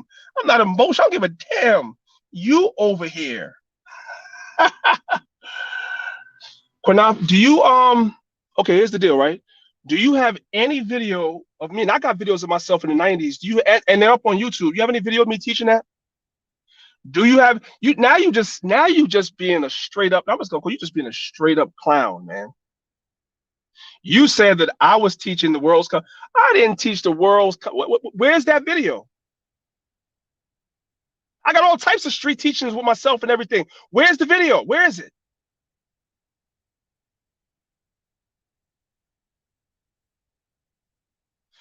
My channels are out there, bro. Find it. Thank you, Warrior Lord. This dude is just making stuff up now. He's just making stuff up. Now, you know what they call that in argumentation? They call that a straw man argument, right? You making an argument that don't even really exist. You talking about somebody else trying to pin that on me. That is a joke. That's a joke. That's a joke. That's the best you got? You want to argue with me about something that you never see me say? Huh? Yeah, exactly, brother. That's evil as hell. Wow. Wow. Remember, I'm actually from the 90s, bro. I could see clearly 94, 95 that there was too many prophecies that wasn't happening for the world to end in 2000. I could clearly see that. I could see it. Things were moving too slow.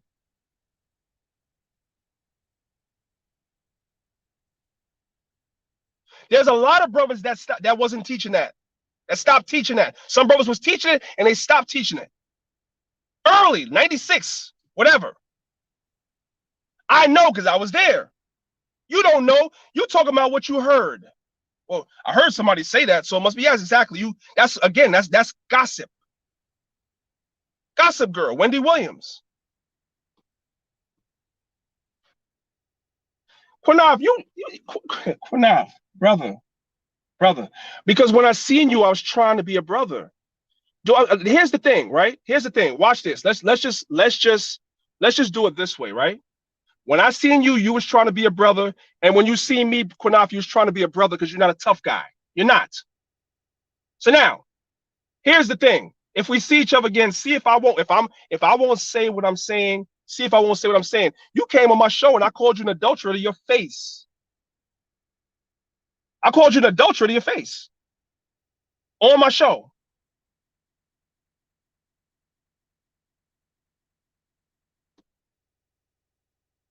When you saw me, you was humble and I was humble. Don't tell half the story, bruh.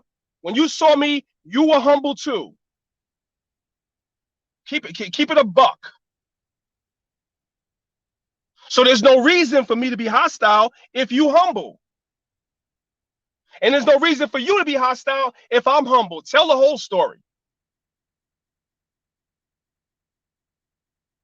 You're not nobody that anybody's going to back down when they see you, bro.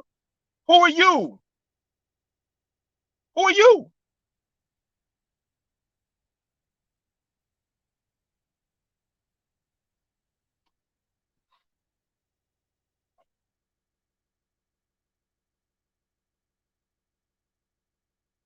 Well, if it ain't getting us nowhere, you could tell old boy he shouldn't have he shouldn't have showed up over here. He should have minded his business. I didn't show up on his show. He should have minded his business. When he make his show, I'm gonna show y'all how it's done. When he do whatever he do, I'm gonna mind my business. Watch. I'm gonna show y'all man stuff. I'm gonna mind my business and keep it pushing because I don't care.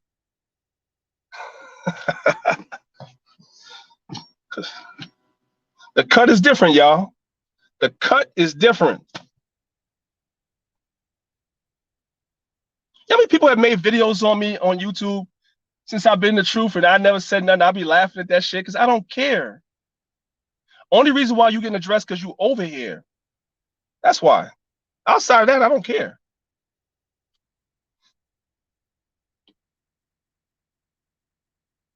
But you care.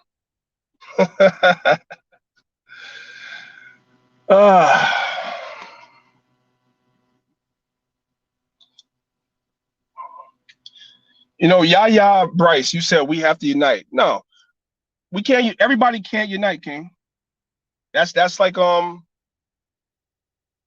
fairy tale.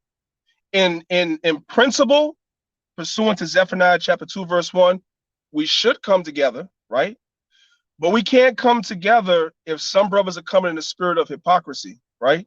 If you have an individual that will make videos taking people to task in Israel, talking about brothers in a negative way, talking about brothers' sins, and the person that's talking about this is laden with sins themselves, that is hypocrisy. We can't have that in the nation.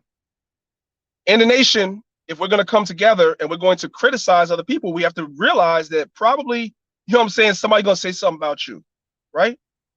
That's just the way it goes, right? If we're going to come together and be cool and have a sense of peace amongst ourselves and unified to a certain degree, we have to embrace the fact that you're going to have brothers with different understandings and different doctrines.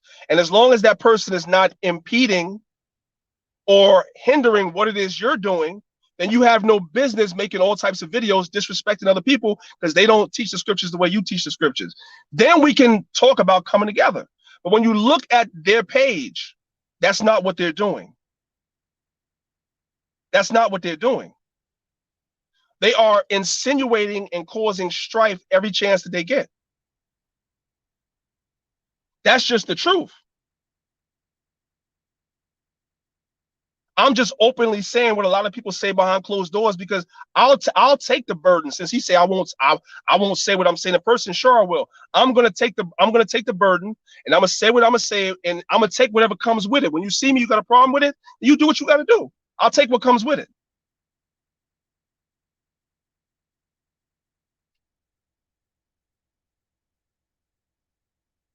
But ain't no coming together till brothers get their spirit right.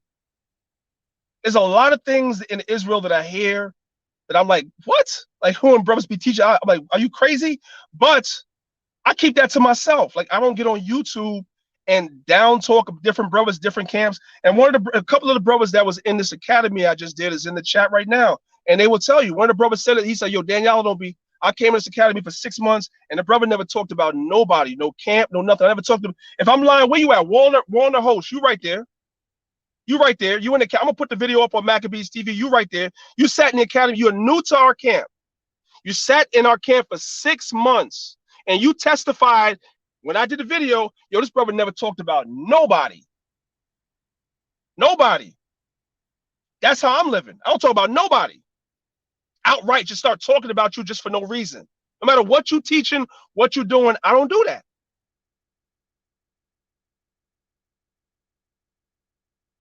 But you can't come together with people that do that garbage.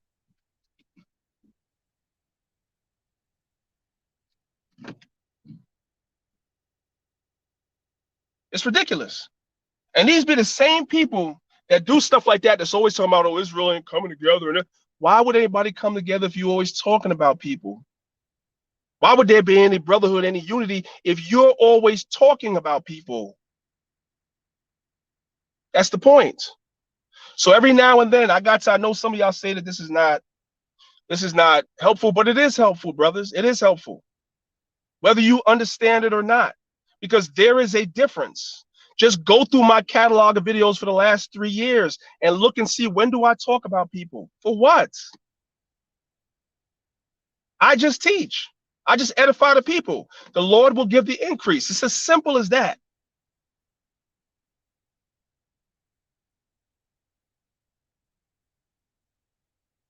Right. J Bass says some dudes just want to bicker. Yeah, that's what they want to do. Dudes just want to bicker. I coined a phrase called argulites. That's what a lot of people in Israel, they are argulites. All they want to do is bicker, bicker, bicker. That's what women do. Bicker, bicker, bicker, bicker. That's why I be telling the sisters, I don't be having a problem with the women. The women, everybody talks about how wicked the women is. I don't be having these problems with women. It be men. It be men.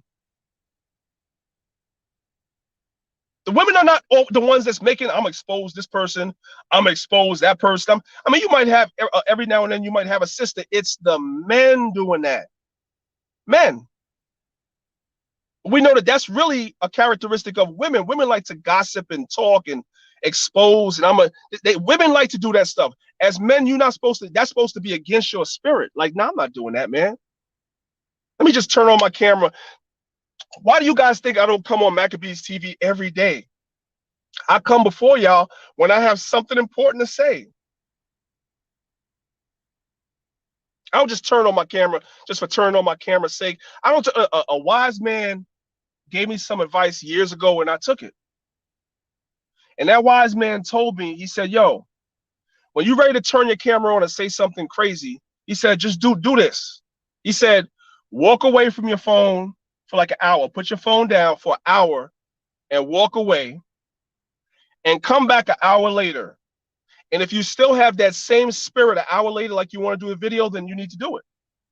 But 9 times out of 10, when you walk away for an hour and you come back, you ain't going to have that same energy an hour later. You're going to realize that it's trivial. That was some of the best advice I ever got, which is why I don't turn on my camera unless I got something important to tell y'all. I don't, some brothers, they make videos all the time, whatever, all praise and, more power to those brothers. But I don't do that, because I'm really about teaching my people. I'm really about this truth and all that. So sometimes I got to look past all the stuff that's going on in Israel, and I'm more concentrate on the people that don't even know they're Israel yet and focus on them rather than focus on Israelites that already know they're Israelites that may have a different understanding or whatever like that. And I get into this bickering circular arguments with Israelites already when there's millions and millions of our people out here that don't know nothing about being an Israelite. That's where my focus is supposed to be. And that's what I tell brothers in my camp. Focus on that. Don't worry about these dudes that already know that they're Israel. Amongst ourselves, we see all types of stuff in Israel. And I tell brothers, ignore that, man. Don't get involved in that. Leave that alone. Don't worry about that. Just teach. Teach the masses. Don't worry about the small stuff. Yahweh Shai is going to clear everything up when he comes. That's what I tell people. So that's why you will not see brothers from my camp jumping on other people's comments on Facebook or jumping on people's comments on their lives or their comment boards saying anything, because brothers understand the bigger picture. It's not about that. It's not about arguing with other camps and it's not about that. Brothers that's with me understand that thing.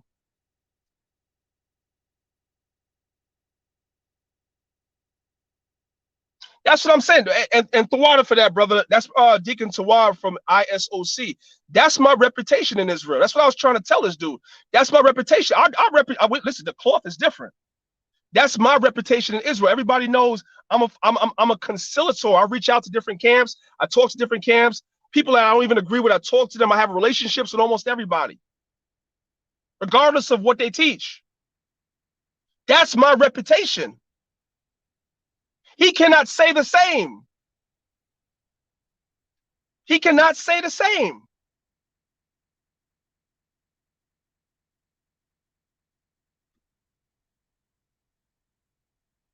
You ask around about him, it's like everybody's like, oh, this dude, oh my God, this brother's always causing trouble. That's his reputation. You get mad all you want, but that's what it is. You don't get to make your reputation. Your actions define your reputation. Your interactions with other people define your reputation. Period. So you want to have a good reputation in Israel, change the way you interacted with everybody, whether you agree with them or you don't agree with them. Keep everybody's name out of your video titles. Stop talking about people and just do the work. And then you will not have a bad reputation.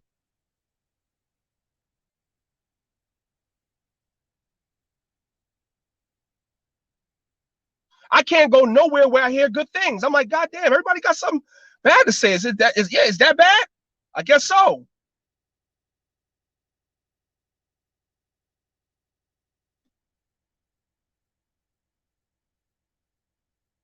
That's why I went over that scripture I went over a few weeks ago when the whole thing happened with our brother Sakari, man. I talked about the scripture speak about the gospel not being blamed. A lot of times our actions and the things that we do is why a lot of people do not want to come into this truth fully. It's why a lot of Israelites don't want to join camps, because a lot of times people's behaviors speak louder than what it is they're teaching.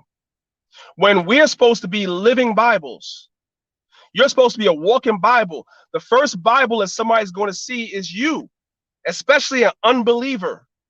You're the first Bible that they're going to see. Do you know how many people that I have worked with that when I first start working with them, they don't even know I'm an Israelite right away? And by the time I get to telling them I'm an Israelite, they start telling me how they had all these negative perceptions of what Israelites are, and they would have never guessed. I would have never guessed you was one. Why? Because the way that I dealt with them, my interaction, the way I carried myself on the job, they already had a positive impression of me. So they couldn't take it back now and say, oh no, because you already had a positive impression. So now you're willing to drop the guards a little bit and we can actually talk about the truth. Now I can begin to start showing you and teaching you things. You're not so hostile to Israelites because you realize that we're all not the same. So you have to be that living Bible first for people to see. If you have an unbelieving spouse, you come into this truth. Sometimes, you already married. Some of you brothers come into this truth, or sisters. And sometimes you are already married, right? And you find the truth, but your spouse doesn't necessarily accept the truth first. And you sit down with your spouse and you try to show them scriptures and precepts and give them breakdowns, so forth and so on, and they reject it. What do you do? I'm not saying it's always going to work, but what do? You move forward.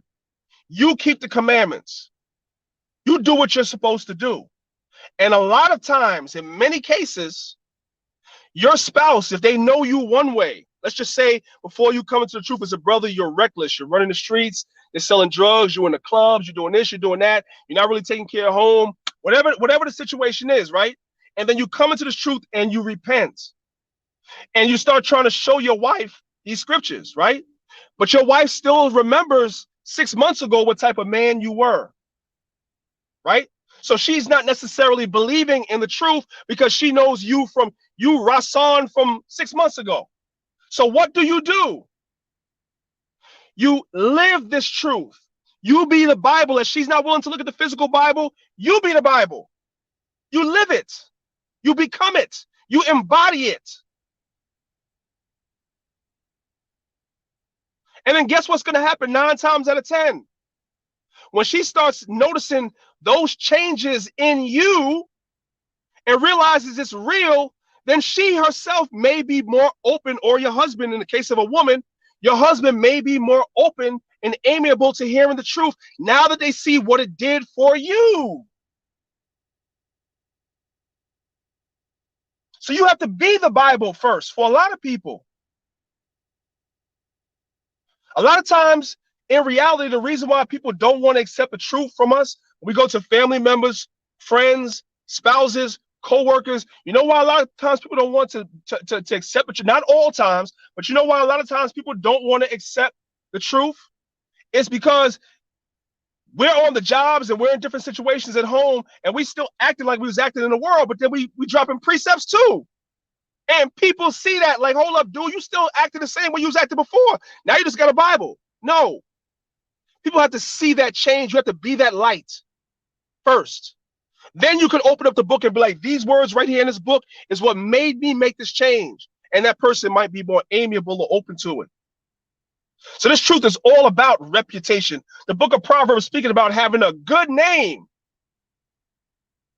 That's what you're supposed to strive to have. And I'm thankful. Somebody said I was bragging, but I'm gonna keep it real because it's hard work. I'm in this truth. Next year makes 30 years. 30 years. I got a good name in Israel. I worked for that.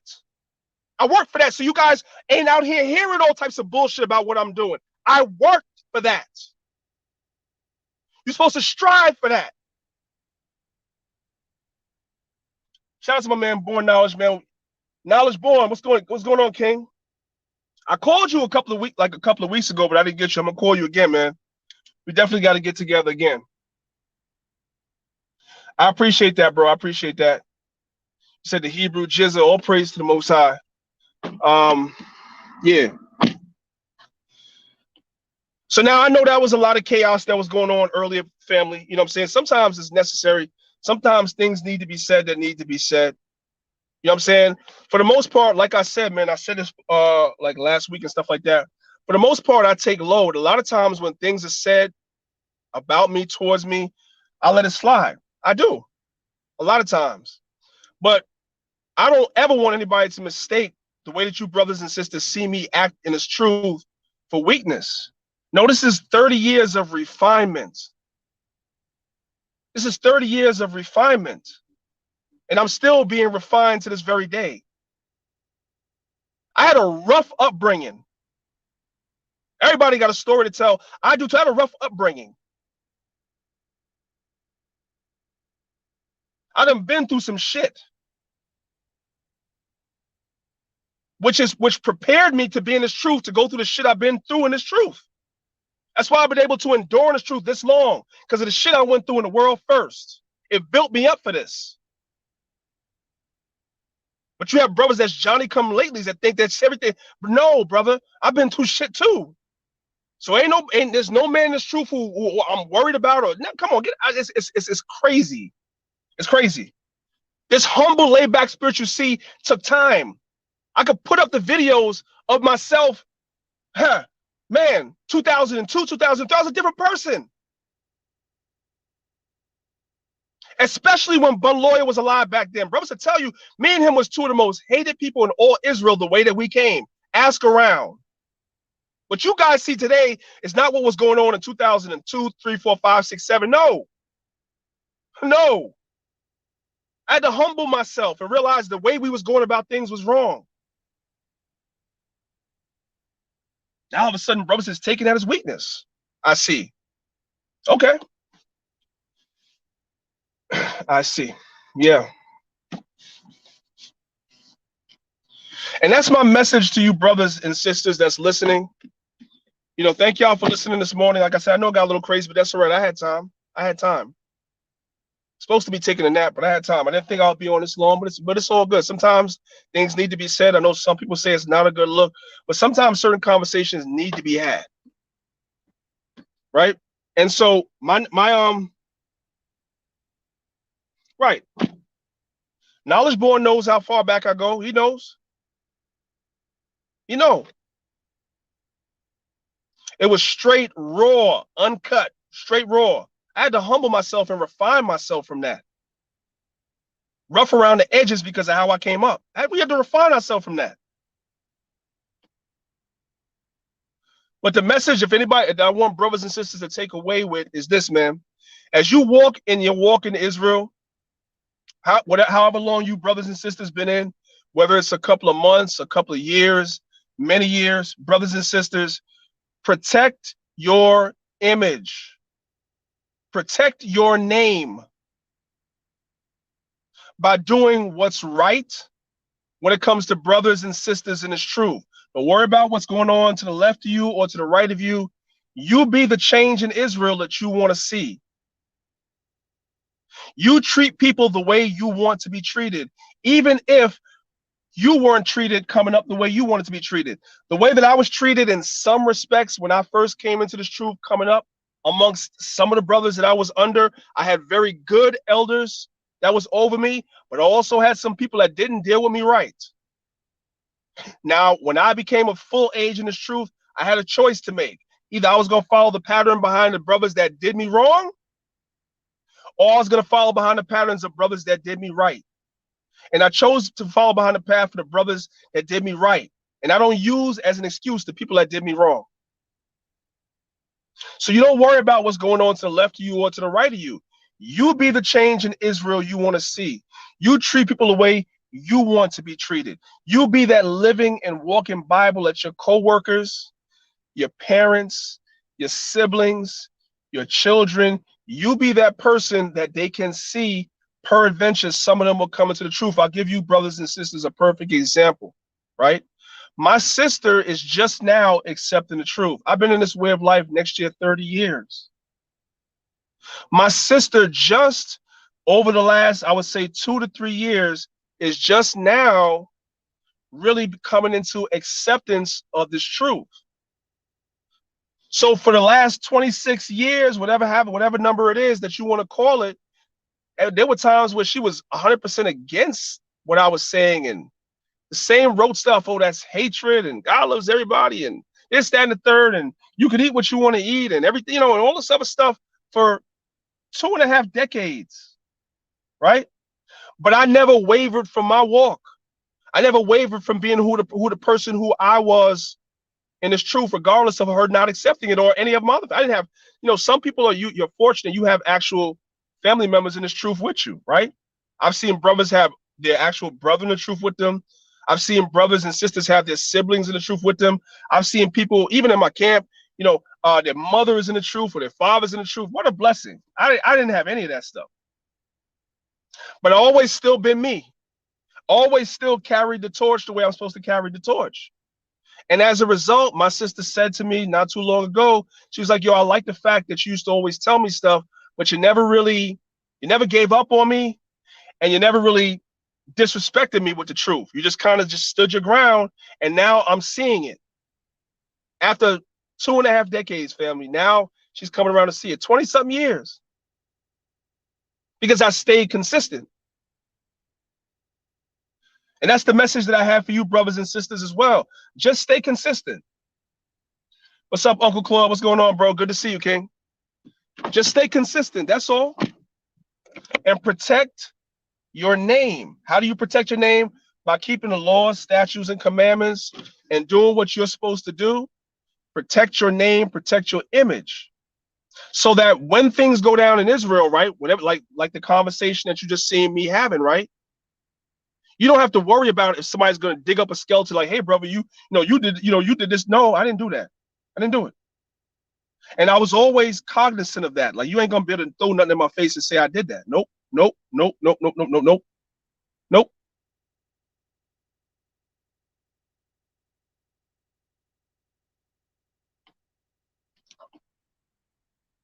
That's the thing. I have brothers in my camp, right? I'm going to tell you, there's brothers in the camp, right? I have, let me see, 1, 2, I can think of 3 brothers in the camp right now. 3 brothers. I'm gonna give y'all a quick story. I'm not gonna say names, but these brothers know who they are, right? One of the brothers in the camp, when we first founded Lions of Israel, right?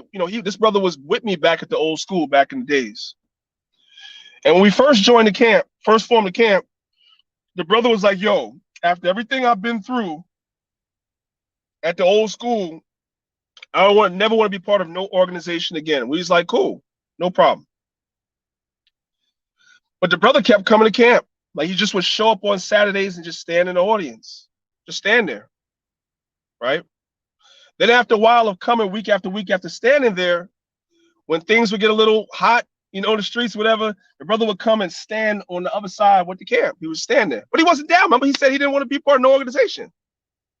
Next thing I know, the brother's like, you know what? I want to be a part of the camp. I'm like, yeah, because you came and you watched and you observed and you saw that we weren't doing things, we weren't repeating the mistakes that was made by those before us. You had to come and you had to see it. Why? Because we had to be and embody what the scriptures were saying rather than try to tell you what it is and then you find out it's not what it is. No, we're just going to do things the right way. You will see it in our actions. And he did. And you have another brother, another similar story. The brother was, you know what I'm saying? The brother was coming out to camp every Saturday diligently. So I'm like, bro, you out here every Saturday. Why don't you just join the camp? No, after everything that happened, no. Right? But the brother came out consistently. And we have this thing, you know, you brothers see the thing going across at the bottom of the screen. We have this thing called the Fly Academy, the Future Leaders Academy, where it's a 6-month period in order to become a full-fledged member of the camp. And this brother kept telling us, no, he didn't want to be a part of the camp, but he consistently came to camp and everything else for 6 months. And at the end of the 6 months, he's like, brother, you already did your time. Welcome to the camp, man. And the brother came in with open arms, but he was against, but he kept coming out because he was seeing that we were attempting to do things differently than was done before. You see? Because it's not about what you say. It's about what people could see. It's what they observe. It's not what you say. I think a lot of people in life in general really don't understand that concept fully. It isn't about what you say, because people can say, anybody can say anything. It's about what people observe. When they come around you, what do they see? Do your words and your actions match up with what you teach? The way that you interact with people, does it match up with what you teach? That's how you are judged, brothers and sisters. That's how you're judged. So what I'm saying to you, brothers and sisters, is, I know it's dark as hell here. Y'all can't see me. I keep turning the light off. It's instinctive when I'm sitting in my car.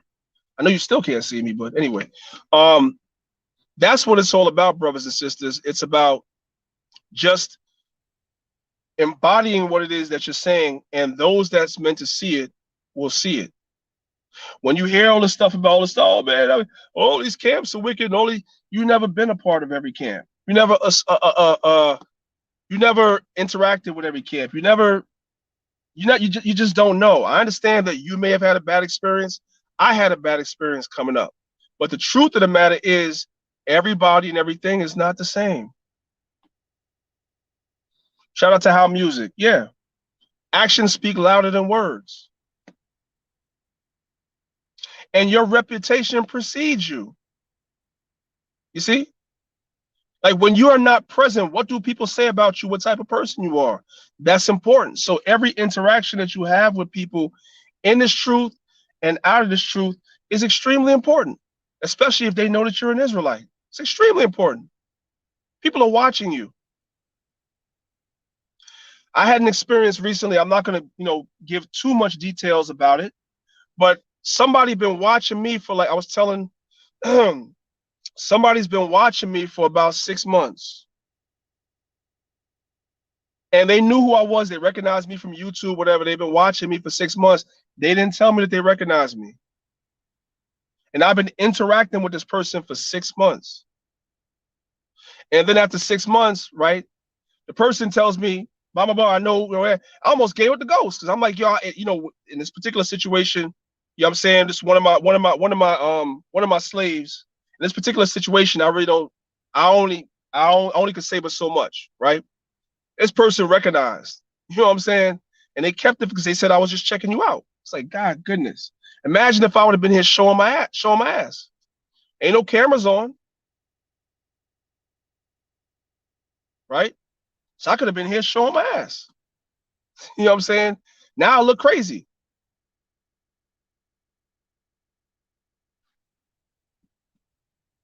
So that's why it's important to at all times, man, you got to live this gospel. You got to live it.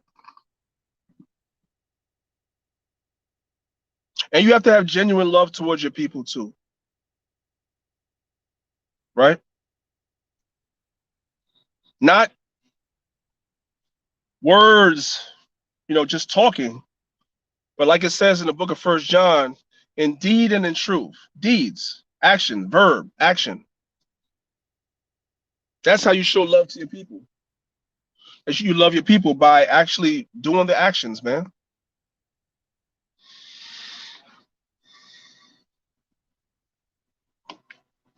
12 tribes are black. You said some people sold out to the Rosicrucians and the truth. That's beyond a shadow of a doubt. There's a lot of there's a lot of, I ain't gonna say a lot, but there are people in this truth more than should be that have indeed sold us out. That's true. I believe that 100% for a lot of reasons and a lot of things that I have observed. Yes, there's people in the truth that have sold us out. Yeah. So I understand why people are leery when it comes to certain things.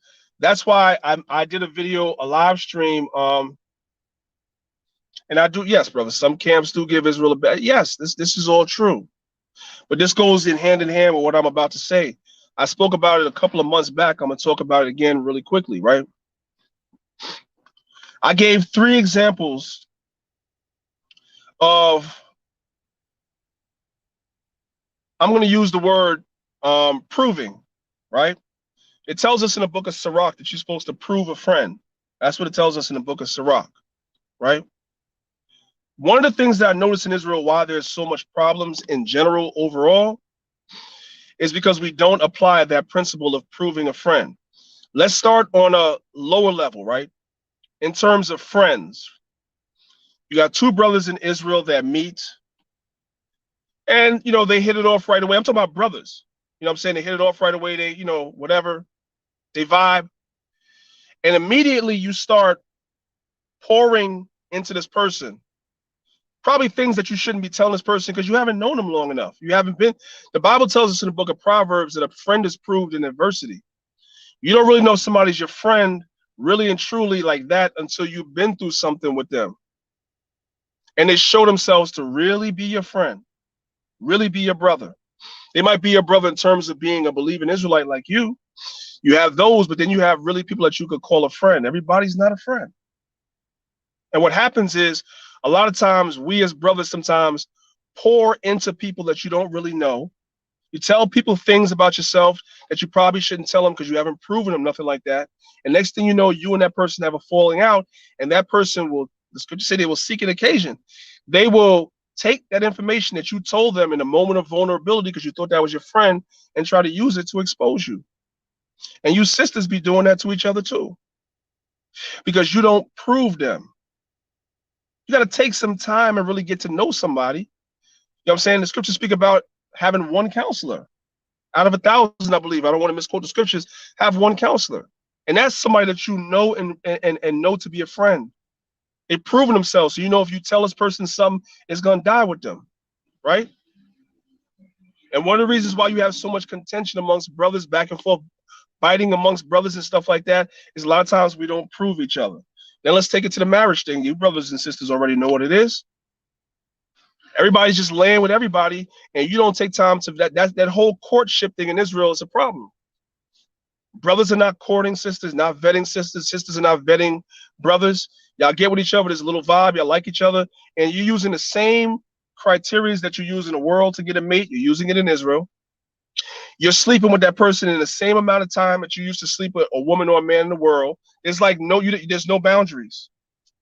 And then you get with this person, you lay with them, everything is cool for a couple of months, and then you realize, you know what, I don't like him, or I don't like her, because you didn't prove him. The scriptures say you're supposed to prove a friend, right? Then you take it to the congregational level, which is what some of you guys are talking about in the chat. You see a camp on YouTube, videos look nice, watch a couple of street teach speaking, you get the spirit, oh, wow, that person is speaking and stuff like that, and you go and you join. But you didn't take time to get to know the congregation. You didn't go sit down in none of their classes. You didn't get to know none of the people in the congregation. You didn't really get to know them. You just ran, right? Because it looked and sounds good on the outside. Then you get in there, and then 6 months later, you're having problems. Something ensues, whatever happens, you wind up leaving that congregation. Now you're saying every camp is like that. Nope, that was you. That was you. Who told you to jump into something within a month? Who told you to do that? Nobody told you to do that. That's the reason why you see stuff like that. Oh, sometimes it don't be the camp. It be that particular camp wasn't for you, but you didn't take the time to vet it because you were looking at the exterior only. Everything is not for everybody. That's part of the problem too. I always tell people, you do the work where you're going to be most productive. So when people come and ask me all the time, well, what camp should I join? 9 times out of 10, right? When people come to me and ask me that, I don't recommend my camp. I don't. The brothers that came into the academy was of their own volition. I said I was doing the academy, and they said they wanted to come. But I don't promote us like, hey, man, people come to me and say, hey, man, you got a camp in this state or that state? I'm like, no, we don't have a camp there. But why don't you go see this camp? Somebody came to me recently asking me something about Connecticut. I gave them 3 different camps in Connecticut, 3. I didn't say, you know what, okay, we're going to start something. No, we're not in Connecticut right now. We have brothers there, yes, but we don't have none established. So I said, why don't you go over there and see what they got going on over there? That's what I did.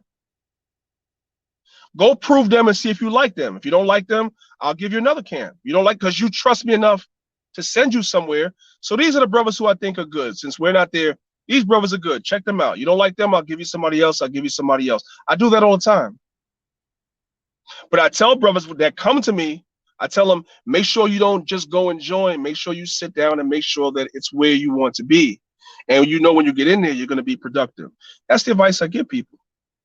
And if people took that advice, improved friends, improved marriages, improved congregations, there'd be a lot less problems in Israel. There would be. But we just like to leapfrog into things. And that's why a lot of times things go the way they go. And then you're seeing all these videos on Israel, so all this confusion out here, but it's really not confusion at all. A lot of times it's that people make just like in relationships, people make poor choices. You judge with your eyes. You know, you see the sister and she looks good, but you don't know that sister is damaged. She done been through a lot of stuff. You get with her, you're going to catch hell, right? You see a nice looking dude, a guy, you're attracted to him, you want to be his wife, whatever like that, but you don't know the rest. You don't know the rest. And you get with that brother and realize that he'll lay hands on you and everything. And I ain't talking about pray for you. But you put yourself in that position because you just acted on impulse. And then you want to come for counsel talking about you don't want to be with that man no more, wanting somebody to give you advice. No, you want somebody that you respect to tell you it's okay to divorce that person. But you didn't come to me to ask me if it was okay to marry them. So my whole thing is if you see somebody, if I'm somebody you know and you respect, and you getting ready to get into a marriage, whether you're a brother or sister, and my advice and my counsel is not good enough to tell you whether or not to get into the marriage, that's fine. But then why are you coming to me for advice when it's time for a divorce? Why? Why you want advice now? You know what I'm saying? No. Follow the protocols in the scriptures. Prove a friend. It's really just that simple. What else y'all want to talk about? I ain't got I'm probably gonna be getting out the car in the next 10 minutes. So if there's something I missed or something you want to talk about or whatever, put it in the chat. We've been going for over 2 hours. I want to see, did I miss any comments? No, y'all kind of quiet now. I don't know if that's a good or a bad thing.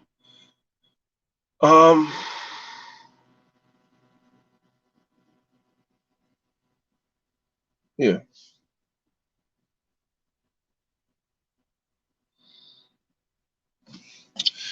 Crickets.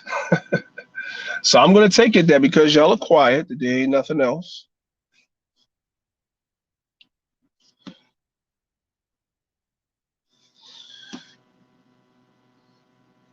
Okay. Yes, there's Israelites in West Africa, of course. There's Israelites in West Africa that never came over on the transatlantic slave trade, as well as you have Israelites in West Africa that repatriated to West Africa from the West, from over here. So you have Israelites in West Africa, definitely. So you guys, Adolphus and Eric, I guess you guys came in late because that was the first 20 minutes of the live before it went left, I was talking about the sit down. So the sit down actually went well between Zion Lexx and Captain Tazaryach. It was good. They agreed on more things than they disagreed on because Zion, a lot of his teachings have changed. So they agreed on more than they disagreed on, which Sonetta was not happy about that. So um, I'll believe that the video is coming out when I see it. I'm not 100% confident he's going to put the video out because he was kind of looking for more of a disagreement with them, I guess, for it to be a little more spicy. It wasn't that. They were actually agreeing on 90% of what they were talking about. They were agreeing on. He didn't expect that because Zion's, a lot of his understanding has changed. He looks at the New Testament differently today than he looked at it when we sat down. Remember, we sat down and had a debate with him years ago. His understanding of the New Testament has changed in a lot of ways. He's not, he doesn't believe it 100% the way we believe it, but he believes that Christ existed. He believes the writings of the New Testament are authentic and things of that nature. So he's evolved a lot in terms of his understanding. And Sonetta, was not happy about that. No, what you guys might have saw on my channel or whatever live you saw, that was before they had the conversation. Once the conversation took place, he asked us to stop filming because he wanted to put it on his channel, which of course we were in the studio, so of course that's what it was supposed to be. So we stopped filming. So he has the footage. So I'm not sure whether the footage is going to come out or not. He said he's going to put it out, but he also expressed that he wasn't 100% pleased with the way it went down. He also called into Tazaryach's show earlier tonight, like around 10 o'clock, the Cross the Line show. If y'all go check that out on Cross the Line Radio, Sonetta was the first caller. So y'all could pretty much, if you guys want to know how it went, go listen to the live show that Tazaryach did last night on Across the Line, and you could go ahead to the first caller. Sonetta was the first caller to call in, and you could hear it, what he was saying, that the conversation didn't go the way he wanted it to go. So I don't know what's going to happen with the footage. I couldn't tell you. But I'm glad I was there to witness it in person because it was a good dialogue. It was actually a very good dialogue, and I think people need to see that because,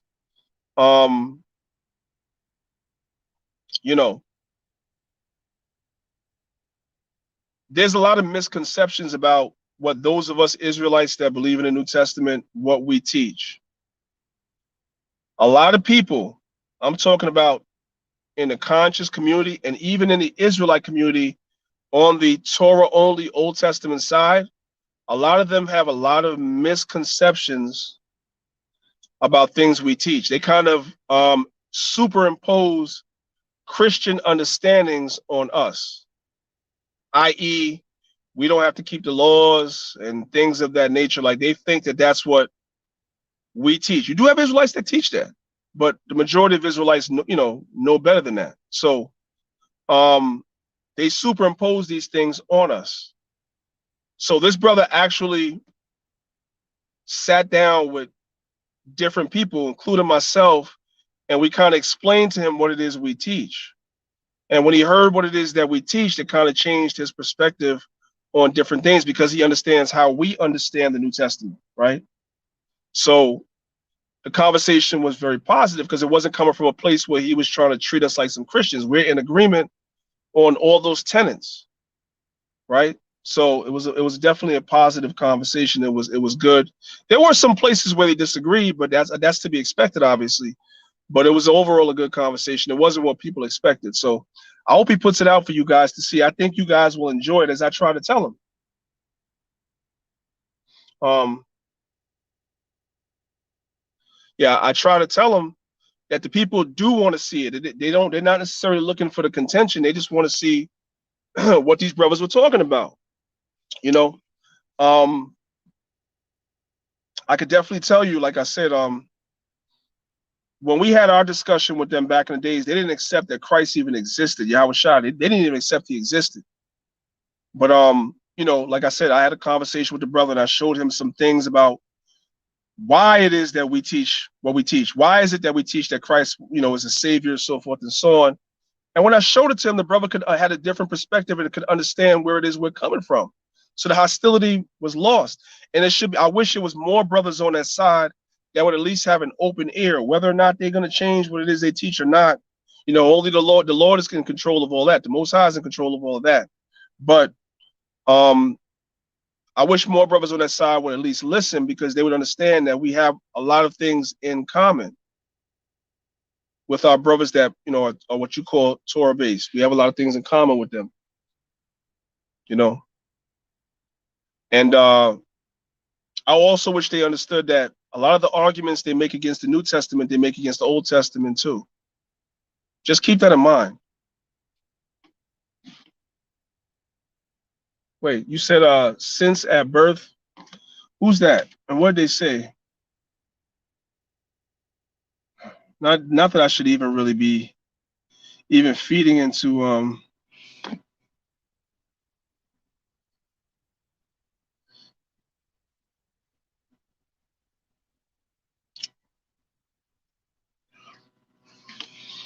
Kemetic Hebrew. I have some knowledge of that subject. I wouldn't say that I'm the most knowledgeable in that area, because all of us have points of strength and points of weakness. So I do have some knowledge of that. If you want to direct me to anything that you think that I should look at and read that will increase my knowledge in that particular area, and maybe teach me some things that I'm not aware of in that particular area, I'm more than open to you presenting that to me. But I have read some books on the subject matter. But it's not really an area that the migration patterns, to be 100% honest, is not something I've looked at like in depth. I've looked at it to a degree, but not 100% in depth. And one of the reasons why is because Israelites have been in the diaspora way before 70 AD. So you had a lot of us that were already on or in what you call so-called continental Africa. We had established cities and communities down there way before 70 AD. So I understand those things. The ones that went down in 70 AD and their migration patterns, like I said, I know some, but not all of it. Oh, Crown Me 13. That's okay. Since Bird said, okay, that's fine. See, that's what I'm talking about. See, that kind of. I'm actually glad that person said that, because that goes into what I'm talking about. If he watched that video of that discussion and that's what he walked away with, I'm not contentious, nor am I emotional about it. If that's what you got, that's what you got. That's fine. That's fine. You know what I'm saying? That's man stuff. Like you don't get lost in your emotions because somebody, that's fine. You know what I'm saying? And that was so many years ago. But here's the funny thing though. Some of the things that you're saying that you said he beat us in that discussion years ago. Some of the things that he was saying to us, he doesn't even believe anymore. So did we really lose? Did we really?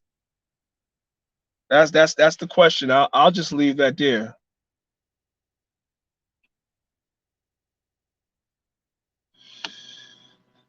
No, educate me. What is Ker Shaseta? I'm gonna say I don't have no knowledge on it until you tell me what it is, because then maybe I may know a little something about it. But by the way you typed it, I don't know what that is. So what is that?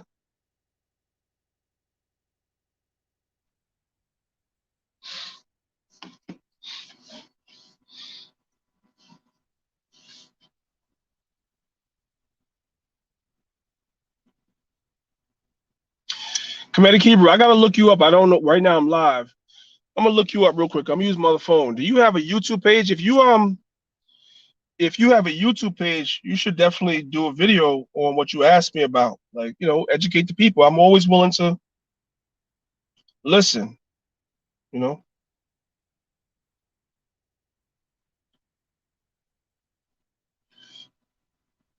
Yeah, I just put your name into the YouTube search and didn't pull anything up. So I don't know if you have a YouTube page, but if you do, Well, obviously you do because you're on here commenting. You should definitely do a video on that subject. Okay, you said you're curious because you're still studying. Yeah, that's the area I'm still studying as well. So feel free whenever I'm live to share whatever information that you have on the subject. We can compare notes and see what you come up with. I don't know how much longer I got. I'm just waiting for somebody to come. So still I rise. If you have whatever you're asking about, just explain it real quick before I have to end the live because that might be momentarily.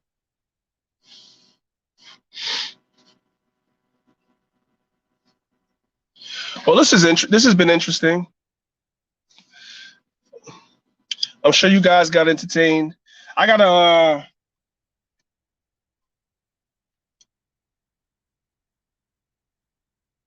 I don't know if at first I wasn't gonna even leave this video up because I wasn't even sure how many people were gonna be up overnight. But you know what? I'm gonna leave it up just for the fact that if I don't leave it up, what I'm saying, somebody might think that I'm gonna go ahead and leave it up. It's all right. I stand on everything I said, so I'm gonna leave it up.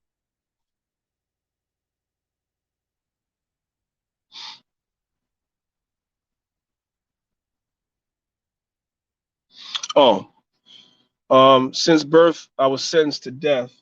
That's a hell of a name, King. That's a hell of a name. I like that. um, yeah, you're talking about one lawyer. Yeah, I have. Oh, I'm so glad you said that. I want to shout out everybody that offered to send me a VHS tape, a VHS player. Unfortunately, it didn't work out while I was able to get it, but there was a brother that came to the cookout that we had a couple of weeks ago, and the brother actually gave me a VHS player. So the holdup was that I have a lot of videos on VHS. I didn't have a VHS player and DVDs, right? Of the brother Bunloy that you're asking for. They're all on DVDs and VHS. And it was a pain in the butt to make that stuff digital. It has to be digital in order for me to upload it to YouTube or whatever. So the first step was getting a VHS player. So I literally got that about a week and a half ago. So now I'm going to go through those videos and I'm going to upload some of it definitely because there's a lot of people that have been asking me for that stuff, right? Also, just so you brothers and sisters know, I created a Patreon page. Now, here's the thing. A lot of classic videos, I'm sitting on a lot of classic videos. When I tell y'all a lot, I'm sitting on a lot of classic videos, right? I could take you brothers way back. 91, 92, all the way back there. I'm sitting on a lot of classic videos. Now, for those that know that have been around, I would say it's 20, I would say maybe like 13, 14 years. I mean, you had to be around for a while. You guys would know that in the early days of YouTube, I uploaded all those videos to YouTube, right? And those videos did massive views. No, I'm good, bro. What it is that you have to have there's a company here in New York that does it, but for every VHS player that they make digital for you, they charge you like $25 a pop. I'm sitting on like 30 VHS tapes. I was like, I'm not spending all that money out of my pocket. That's a little too much. So the brother gave me a VHS player. So now there's a program online on Amazon you can get for like $30 where you can hook it up to your computer and you can. So it's coming, King. It's coming. But back to what I was saying. I put all these videos out, and I would say around 2008, 9, and 10. All these videos was on YouTube, and we had a lot of haters back then. And so, of course, our channel got taken down. This is like 2008, 9, 10, whatever. The channels got taken down. And so it was a lot of work to put those videos back up, right? What makes those videos important is because it's one thing for me to tell you about what happened at the old school, what was taught, because people always talk about what they heard. It's another thing for you guys to see it for yourself because I got the tapes. right? I'm going to put the stuff back out, but I don't think I'm going to put whole 2-hour videos on YouTube. I just don't, because number one, people ain't going to appreciate it. And number two, like I said, it's a lot of chaos. And I don't, it's a lot of chaos. So I'm most likely going to put the full length videos on Patreon, right? Where if you brothers, so the people that's really serious about watching those videos will go over to Patreon. And I set the Patreon where it doesn't even cost much. I think I set that tier at like $2 a month, like nothing. But I did that so that when I put those videos over there, they're safe. Once I put them up, I don't have to keep going back and uploading them every time people were striking the videos and all that. You know what I'm saying? Haters. Because you get these people that's talking about what they don't know, what they heard, as opposed to you have the actual videos being put out themselves. And you know what I'm saying? So then it was something else, right? You also saw where a lot of the information, a lot of the history, a lot of the books, where it comes from. Stuff that you're seeing today that's being brought out today, who was teaching it first? All that stuff is in those videos. So, I'm going to put it out, but I'm most likely going to put the full length videos on Patreon for the brothers and sisters that's serious. I'm sorry. I know every time I say that, somebody comes to, we're all serious. No, that's not true. It's not true. Some of you are, some of you are not. And so if I'm going to put that much energy into uploading that much videos, I have about 60 DVDs. Each DVD is like 2 to 4 hours long of the elders and stuff teaching, like 60 DVDs, y'all. 60. You know how much work it would take for me to upload those joints to YouTube? How many hours it takes and stuff like that?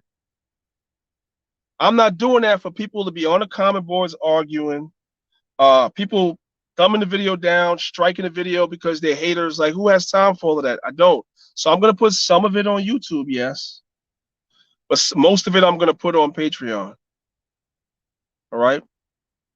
And at some point, if the Most High allows, where I'm able to get like something where I can mass produce some of the stuff or whatever like that, certain people, I'll even give them certain videos for yourself. We'll see how I'm going to work that out. I don't know yet.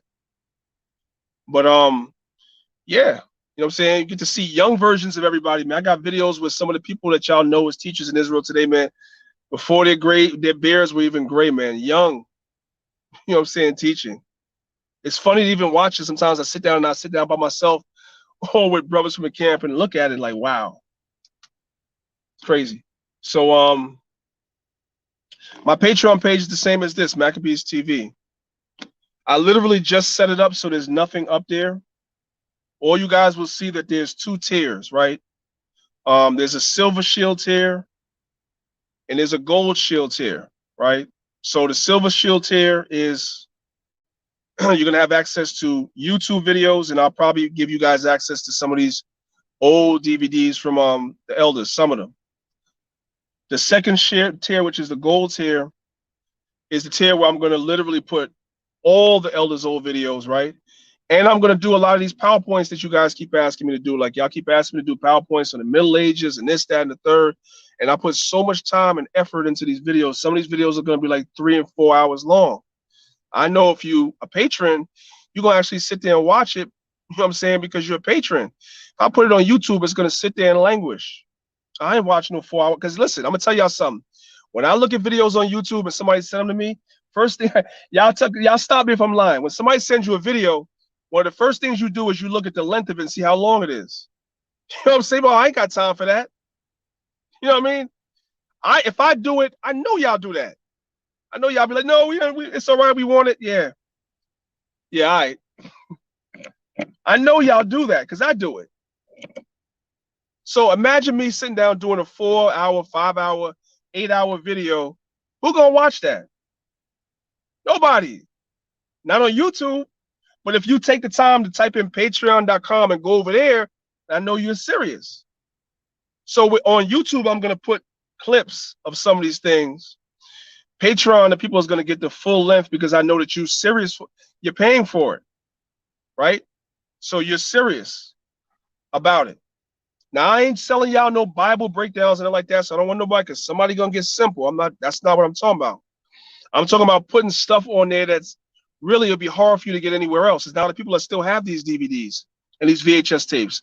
It's only a handful of people that still have these things that's around in the truth still. So, and I already put it on YouTube once, and Israel, somebody in Israel flagged them shits down. I don't know who it, or maybe it was a heathen. I don't know. Somebody flagged those things down. So I'm not going through the whole process of uploading 60 DVDs 60 times. 60 times 2 hours is 120 hours, and some of those videos are longer than that. That's going to take forever. I don't have that type of time. So if I do, I don't have the time to do it for it to be flagged or taken down, or I don't have the time for that. If I'm going to put it up, I want to put it up one more time. So again, those things are going to be on Patreon, and the clips of it, I'll like maybe take 10-minute clips or whatever, 15-minute clips, and put it on probably my main channel, which is not Maccabeestv. This is not my main channel. This is just, I'm the host of Maccabeestv. I'm mostly on it, but I interview other people. This is not my personal channel. That's why I don't advertise my camp here. That's why I don't do none of that stuff. So those videos I'm talking about, I'll put on my channel, which is Priest Danyaahla Uncut. That's my channel. That's where I promote myself and my camp and this, that, and the third. That's where I'm going to put it. It will not be here. I may put a little bit here, depends, but I don't really do that here. Doc Doom, I have all them old tapes have Yeshaya in it. They all do. And you know, Yeshaya and Kazak were the main historians back at the school. A lot of the history we get from them. I mean, obviously we built upon the foundation that they built and learned more. But yeah, I have all those videos. That if you remember the Real Jews Are Black, that's a 30-part series. That's why I told you I got 60 DVDs. It's a 30-part series. I have all 30. Some of those tapes are 2 hours and up. Then you had a show called It's Time to Wake Up. That was the public access cable show. But brothers was on, before there was YouTube, brothers and sisters, for those of y'all that don't know, while I'm waiting for this, I know this is a super long live, but I'm just talking to y'all. I'm here. I got time until these people come. For those of y'all that don't know, before YouTube, how did we proliferate the word? Obviously, everybody knows about the street teaching. What was the other way that we reached out to people that may not see us on the street? It was through public access cable. That's how. That was when public access cable was still a thing. It still exists, but it's not because of YouTube. It's like, you know, nobody talks about it anymore. But we used to flood here in New York. We used to flood public access TV. The Israelites in Manhattan, the Manhattan neighborhood network. If you're from New York and you're from Manhattan, the borough of Manhattan, you know what I'm talking about. In the 90s, the Manhattan neighborhood network probably had about 10, and it might have even been more, but at least 10 different Israelite shows on public access in the 90s, right? Then when you start leaving and going into the outer boroughs like Queens had some shows, Brooklyn had some shows, the Bronx had some shows, and I'm from Mount Vernon. Mount Vernon had some shows, right? And so the show that was airing in Mount Vernon was called The Real Jews Are Black. No, I'm sorry, it was called It's Time to Wake Up. So we used to film this. This is early. I'm talking about this. I'm telling y'all now about 92, 93, 1992, 93. We used to film those joints. So I have all those shows from public access on DVD. So these things all are there. Yeah, I have all those shows. So one of these days you guys will get to see. I'm not going to lie to you. I don't know if I'll put all of it out because some of the stuff, I know people will have a problem with if I put it out. You know, some people don't want me to take it. You know, they don't want to be seen from back then. So I may skip some of it. I may skip some of it just to keep contention, you know. But yeah, I got a lot of stuff, man. I got a lot of stuff.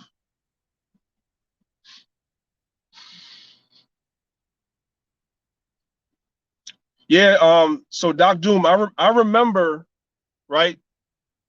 It was like, you know, it's hard to explain to people nowadays, especially with the advent of the internet. But when you talk about the early 90s and stuff, there was no internet. So how did you get information? You got information, but you had to read books, right? So I remember it was a big deal when one of these new DVDs was back then. It was on VHS though. It was on VHS. It was a big thing when one of these new series would come out. It was a 30-part series. And so, like, I would say once a month or once every 2 months, whatever, the elders would put out a new DVD, or I should keep saying DVD. It was a VHS at the time. They put out a new VHS. It'd be 2+ hours long with nothing but information, right? Outside of just the teachings on the street and the classes, they'd put these things out. And this is where they would pull the books out. And it was a big thing to go and get those books.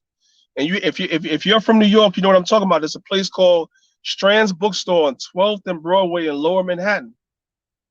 And once we found out that that's where them guys was getting their books from, we used to go down as soon as the VHS tape would drop.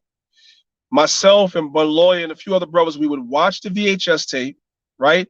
We would write down the names of all the books that the elders, would pull out in the video, and we would run down the Strands and buy the books, which is why I got so many books today, which is why I have over 500 books. I would not advise anybody to spend all their money on that, right? A lot of information is accessible via the internet, but I have those books because that's the era I come from. And it was from watching these guys on these VHS tapes. I keep saying DVDs. On these VHS tapes, that's where we got a lot of the books that we got. And of course, we've added on to that, afterwards. But that's where we got the information. So those tapes are great. As a matter of fact, I'll be honest with you, I have not to this day sat down and watched all 30 volumes of that series again. I sit down. I have certain favorites that I might put in and watch every now and then, but I haven't sat down and really had the time to watch all 30. But every time I watch something, I always see a new book or a new piece of information that I don't have, that I forgot that they brought out. That's how much stuff they were going into back then.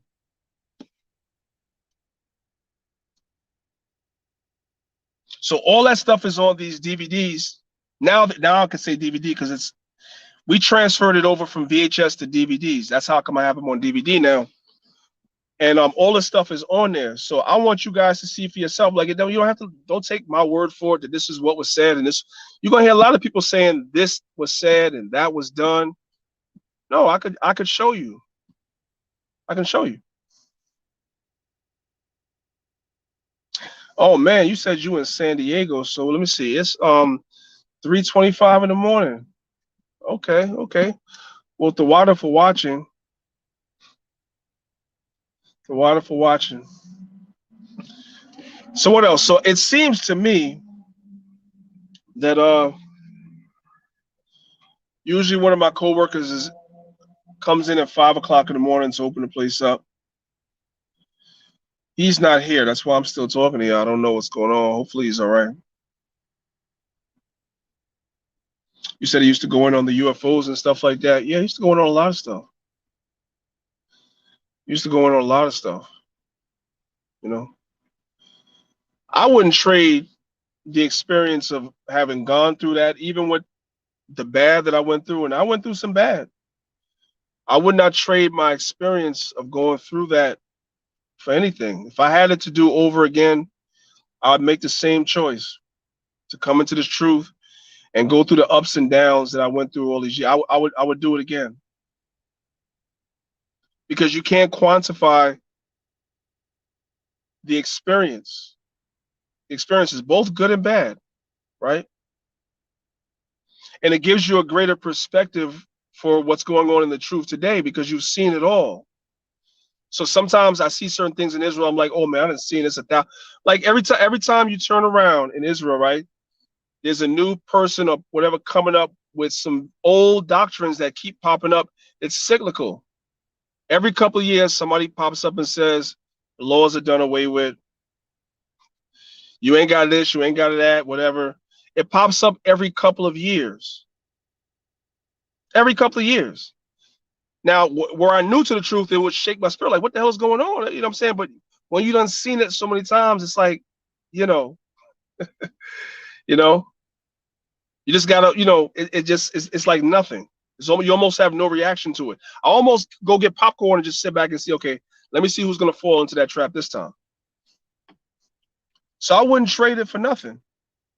You know, I look at this, I look at it as though when I was there, I took full advantage because the Most High brought me down to the lowest estate I could be in when he brought me into the truth. The Most High took literally, I didn't have much anyway, but I did have a place to live.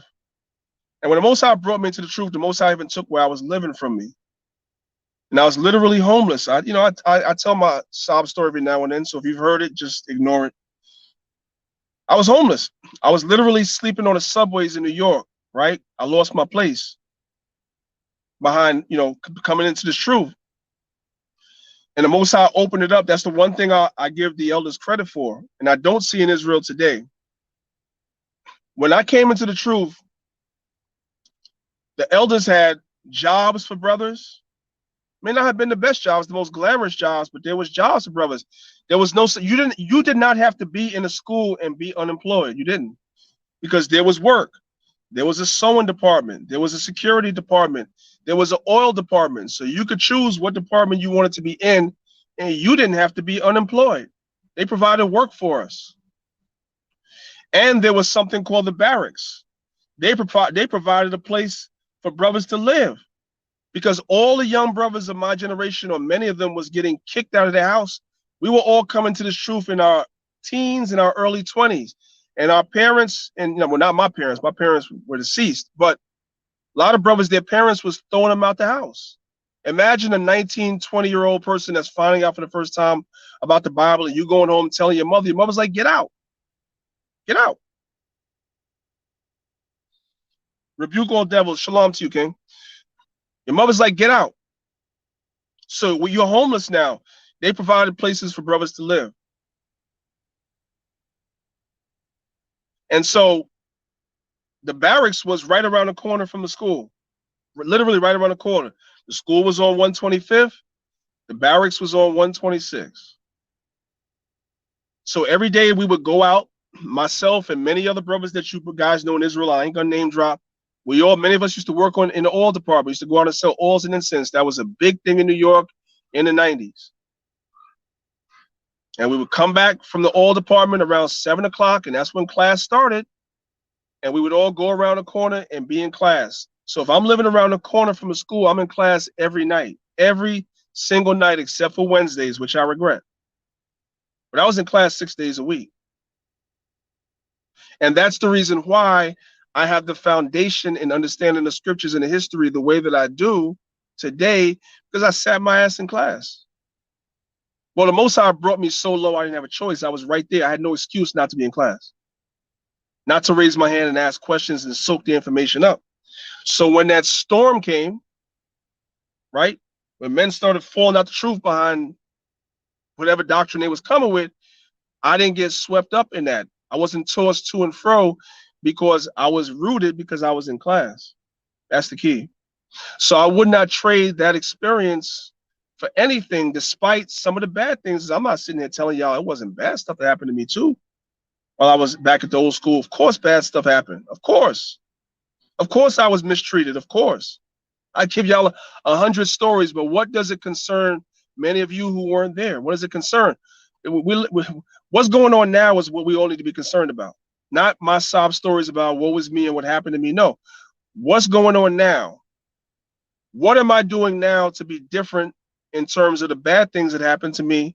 When I have a congregation now, the Most High put me in a position of leadership in Israel. What am I doing as a leader in Israel? How am I dealing with the men that's in my organization? How am I dealing with them? That's the question. What did I learn? That's the question. That's why I don't never, y'all will not hear me even ever really get into all the bad stuff that happened. I focus on what's going on right now. And I leave that to the Most High. Because the Most High chooses men, not me. And what we need to understand is this, right? And I tell people this all the time. When we sit down here, I want you brothers and sisters to meditate and ponder on this. Hey, Sam. It's all right. Give me 1 second, y'all. Now he showed up, but I'm in the midst of saying something, so I'm going to let him. Sam, I'm going to come at 6. I'm going to come in at 6. Thank you. Yeah. Yeah. So I want you, brothers and sisters, to ponder on this for a second, right? Um, think about this for a second. I'm sure that you all have heard a lot of bad things about a lot of people in Israel. You've heard these things, right? You that's what we were talking. That's what we were talking about an hour ago, right? The gossip, the this, that, the back and forth. I know you guys have heard these things, right? But I want you guys to think about this for a second. Man is okay. Man. I want you to understand something. Man is fallible. Man makes mistakes, right? Um, when we talk about Solomon, did Solomon go off? Solomon committed one of the most egregious sins you could commit. This dude facilitated his wives to commit idolatry. You guys know how the Most High feels about idolatry. If you don't know how the Lord feels about idolatry, read Deuteronomy 13. That is one of the most egregious things you can do outright. Yet, when we talk about Solomon, 9 times out of 10, we start off by saying positive things about him. Right? Don't we? Yeah, sometimes the negative stuff that he did comes up, but mostly we speak positive about it. We don't forget the great things he did, right? We don't forget that the Lord used him as a vessel to build a temple. We don't forget these things. We don't forget that the Most High endowed him with wisdom beyond any of his contemporaries. We don't forget these things. We don't sweep those things under the rug, even though we know he did wrong. So why is it that when it comes to man today that makes a mistake, we just want to take everything and just throw the man away, period? Why do we want to do that? What is the purpose of that? Give me 1 second. What's up, Sam? Did you see the free bars in front of the school? No, there is. The last one. That's free. That's free. That's about it. Okay, it wasn't there when I came. Check it out. I'm going now. Yeah, thanks. All right. Yeah. So y'all don't mind me. He's telling me that there's a free parking spot. All praise to the Father. Let's hope it's still there when I circle the block. Shit. This shit might fall out while I'm yeah. So y'all forgive me.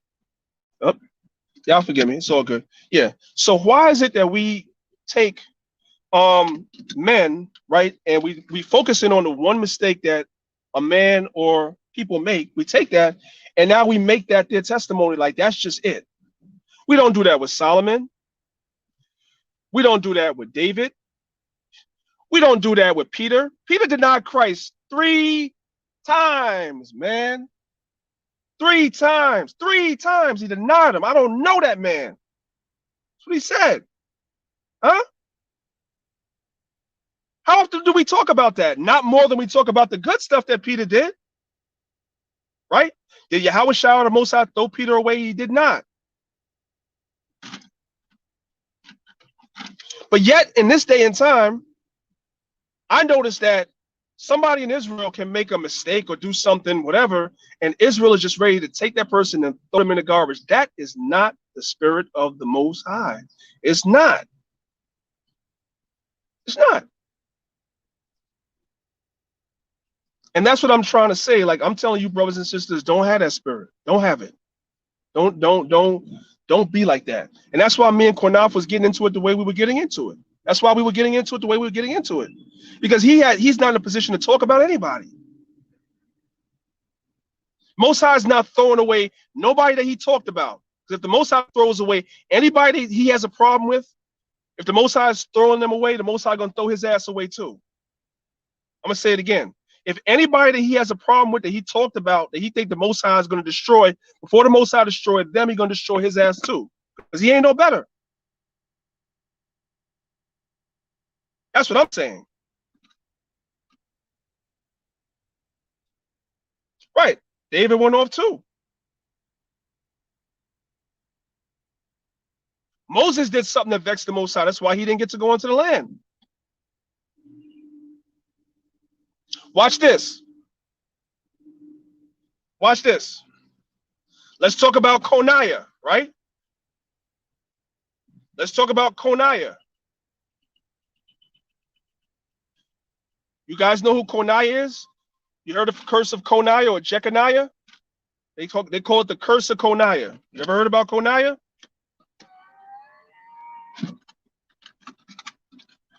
Hold up a second, y'all. Koniah is, hold on. Now my damn thing is not, I'll just hold it. It's all good. The Most High cursed Koniah. Why? Because the Most High told David if his sons depart, if his sons keep the commandments, the Most High will keep them sitting on the throne of David. If they depart from him, then the Most High would judge his descendants. So Koniah got wicked, right? And the Most High cursed Koniah. When you read in the scriptures, the Most High cursed Koniah, right? Koniah's children were not born to him till he was taken into captivity. He was taken into captivity, and his sons were born to him in captivity. That's a curse. But even though Koniah got wicked, watch this. At the end of Koniah's life, the Most High caused mercy to be on Koniah at the end of his life. He came out of prison, right? And he sat at the king's table and ate the best meats for the rest of his life until he died. Mercy. Mercy. So we see mercy all throughout the scriptures. All throughout the scriptures. But you ask an Israelite? Oh, my goodness, man.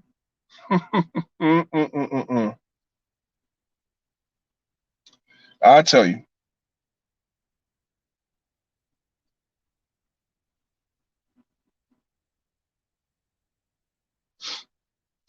Jonah rebelled against the Most High too. We can just go down the list. Jonah rebelled against the Most High too. He didn't want to do what the Most High set him up to do. Most High had to get his ass. There's so many people in the scriptures that you can look at where there's mercy. But when we speak about these people of old, we speak about them in a positive way.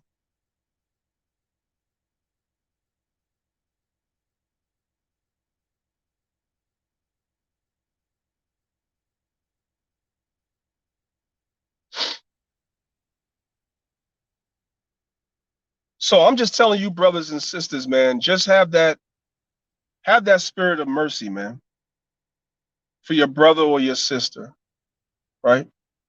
You don't call nobody into this truth. The Most High calls men into this truth. The Most High calls sisters into this truth. You don't call nobody into this truth. So you cannot cast condemnation on anybody. Now, the Most High does set us up as judges. You could judge a matter. We all know you could judge a matter. There's a matter that needs to be judged.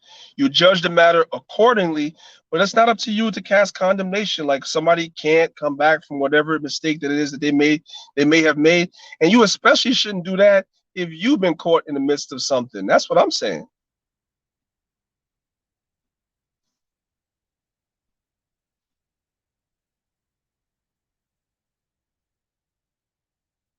Everybody just mind your business and do the work. What is so hard about that? Mind your business and do the work. Stop watching other people's videos to try to find some fault with something somebody else is saying. Stop trying to expose everybody, trying to expose each other. Stop it. Just do the work.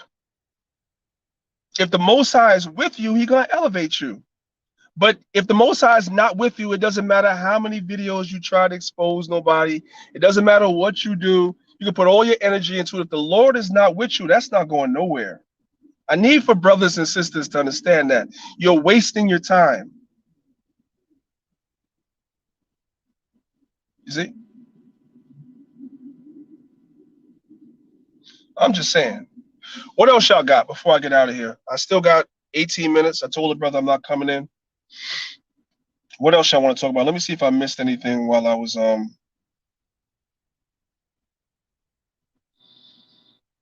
talking. Yeah. So, you know, for a moment I just went back and I realized why I went into that whole diatribe. As I'm talking, y'all ever do this, man? Y'all ever start talking? And then while you're talking, you're saying to yourself, why am I talking about this? And there's nobody here to remind me why I went into that whole diatribe. And I'm sitting here as I'm talking, I'm like, okay, I'm going on and on, but I'm trying to catch back why I said what I said. And I scroll back and I realize why I said what I said. So I was talking about these old videos that I'm sitting on from the elders, right? I'm not throwing the elders away. They made their mistakes. They made their mistakes, right? But most of us, I ain't gonna say all of us, most of us would not be here today if it wasn't for the elders. Because it is through the teaching of the elders that many of us woke up, whether you're first generation like myself, or you come through somebody, a second generation of somebody that was taught by the elders and then you were taught by them, or third generation, whatever have you, most of us wouldn't be here if it wasn't for the elders. We wouldn't be here, right? So I understand all the wrongs that people said that may have been done to them, because some of those things were done to me too. But I never had the spirit to throw them completely away, because I realized the Lord had to be dealing with them for me to see what I'm seeing in Israel today in terms of the growth and expansion of this Israelite thing. That comes from almost a mustard seed, man. You know, even when I came in, there was a lot of Israelites, but not as many as today. Nowhere near as many as today. So I cannot mention the bad without mentioning the good first. And I'm not even going to mention the bad because it's not relevant today. What do I look like talking to y'all about something that happened 25 years ago? What would you really understand about that? If I was to even tell you, would you understand? You wouldn't understand. So why talk about it? That's why I don't talk about those things as far as the bad. I don't. I learned from the mistakes that those that came before me made, and I try to be a better Israelite in light of those mistakes. And as far as being a leader and a senior brother and a brother coming into eldership as an older brother, I also try not to repeat those mistakes when I'm dealing with men that's under me, right? Or even men that may not be under me directly, but still look up to me because they know who I am in the length of time. Like when I go and I travel and I go to different states and I go to these summits and different things and I meet a lot of people, I treat everybody the same. Nobody can ever say that when I deal with them as though I'm talking down to you. I don't care if you just came into the truth. I don't do that. Because I learned from my elders. I was talked down to. I was looked down upon because I was a young man at one time. That was always thrown in my face. Young man, shut down, young man. I've been through that. I've been through that. Right? It's a better way of dealing with younger brothers. You don't tear younger brothers down. You build them up. You build them up to a point where one day they can be greater than you were. That's the point. For them to be greater than you were. That's why when I see younger brothers in the truth doing well, I always congratulate them. Like, yo, I like what y'all are doing. I like what y'all are doing. I like, you know what I'm saying? Because we need the young men, man. The young people are going to be attracted to the young people. Some of you older brothers I gotta talk frank to y'all. I'm an older brother myself. Some of you older brothers have to understand that, man. Build the younger brothers up because the young people are going to be attracted to the younger people. So you encourage, when you see these younger brothers coming to the truth, encourage them and build them up, man. When you see them doing great things, congratulate them and tell them great job. And then you as an older brother will gain their respect and they will give you respect. You won't even have to ask for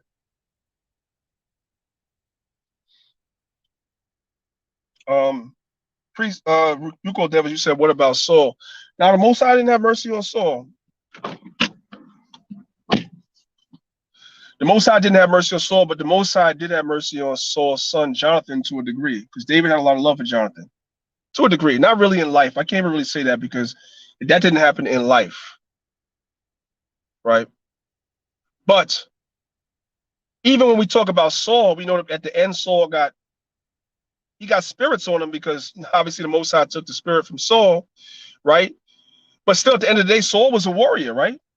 Saul was a mighty man. He was a warrior, and he was the first king of Israel, right? So we talk about those things too. Shoot. Sorry that Saul comes from my tribe, because that seems to be that seems to be the first thing that brothers want to bring up when they start talking about Benjamin. Well, he's Saul. Well, there is a contingency of Israelites that always tell me that they don't think I'm Benjamin. Well, we got to wait till Yahushua come back to establish that. As far as I know, I'm Benjamin. You know, y'all be trying to talk me out of being Benjamin and stuff. Nah, brother, I don't get that spirit from you. Well, you know, Most High will be the judge. I'm a roll with the blueprint that we have right now as the chart. Of course, we know when Christ come back, He's gonna bring all things to our remembrance, and we'll know exactly where we fit in, right? Uh, you know, but yeah, you know, I'm okay with being Benjamin. We have a lot of we have a checkered past in the scriptures, man. But I'm still okay with being Benjamin, man. You know, brothers always want to bring up Saul. And after Saul, brothers want to talk about the book of Judges. That's what brothers want to do. I see y'all Israel, right? But we learn from that mistake. That's why Benjamin, for the longest time until now, not even anymore, but for the longest time, that's why Benjamin went hard. You know what I'm saying? Or you know what? Boom, bye, bye. We went hard because we learned from that mistake in the book of Judges. We wasn't down with that, man. Most High don't like that. Like two men sword fighting, man. You know, if y'all get that, I understand what I'm saying. Most High don't like two men sword fighting. So, Benjamin goes hard on that. Well, used to, not anymore. Because now you go down to the Caribbean, man, and that stuff is down there too.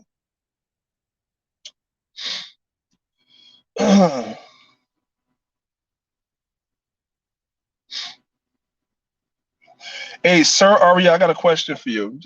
I'm just in jest, bro. It's all good. It's all love. I got a question for you though about your comments. You said the seven candlestick church. So if I'm not a part of it, okay, I see. So if somebody's not a part of any of those camps, where do they fit in? Just curious. Because so you left a few people out, so they might feel a ways. I'm just curious. It's all good though. It's just said in fun and in jest, bro. I'm not getting at you, King. I just want to know.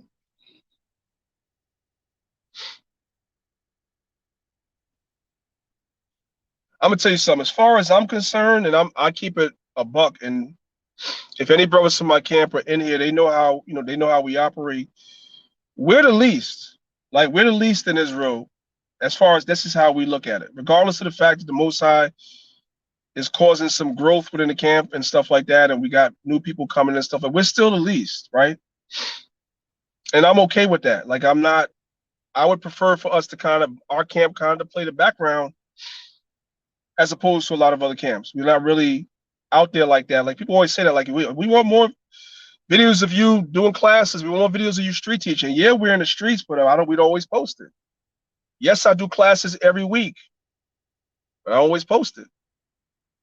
Because I just come from that era where that's just not what we did. There's nothing against that. That's not what we did. I'm still trying to get myself into the habit of doing it. I'm just not used to always doing it. Sometimes we just go out there, we out there teaching for 4 and 5 hours, and we don't even turn the camera on. We don't. I know for some people, I've gotten, I want to say counsel from some other camp leaders that tell me that that's not good because, there's people that need to be edified. They might come across it on YouTube, and I take that counsel. So I'm gonna get better with that. I'm gonna get better with that. But we just kind of like playing the background. That's how we've always been. And y'all that been around long enough know that when Beloya was alive, y'all used to just hear my voice behind the camera because I didn't even get on camera. I didn't even get on camera back then because I don't like it. I don't really like it. Because when you get on camera, then you wind up, what winds up happening? What just happened about an hour and a half ago, right? I get into a back and forth with somebody online for what? It's pointless. There's too much work to be done. And you wind up getting taken out of the spirit when I'm here to teach and edify the people. I'm here for the people that are sincere, that want to learn. I don't care about people that don't want to learn, that want to scoff, that want to be an argue-lite. I'm not here for you. That's why a lot of people wind up getting blocked from his channel and all that. I don't say nothing. I don't go back and forth with you. You come, you say something stupid, I just block you off the channel. You come inside my Facebook inbox and say something stupid, I just block you just because I just don't have the time for it. It's not arguing with men is not my thing. I see what you're saying, King Arya. I see what you're saying. Arguing with men is not my thing. It's not. That's not man stuff to me. I'm not talking about debating. That's different. I'm talking about arguing with men. That's not my thing. Who does that? I didn't do that in the world, so I sure as hell ain't gonna do that in Israel. That's just not my thing. Because then you're gonna get me to start talking how I try not to talk. Like I try not for you guys to see that side of me that y'all was seeing earlier. Like I really don't want that to come out. I would prefer for y'all to think I don't even have that in me.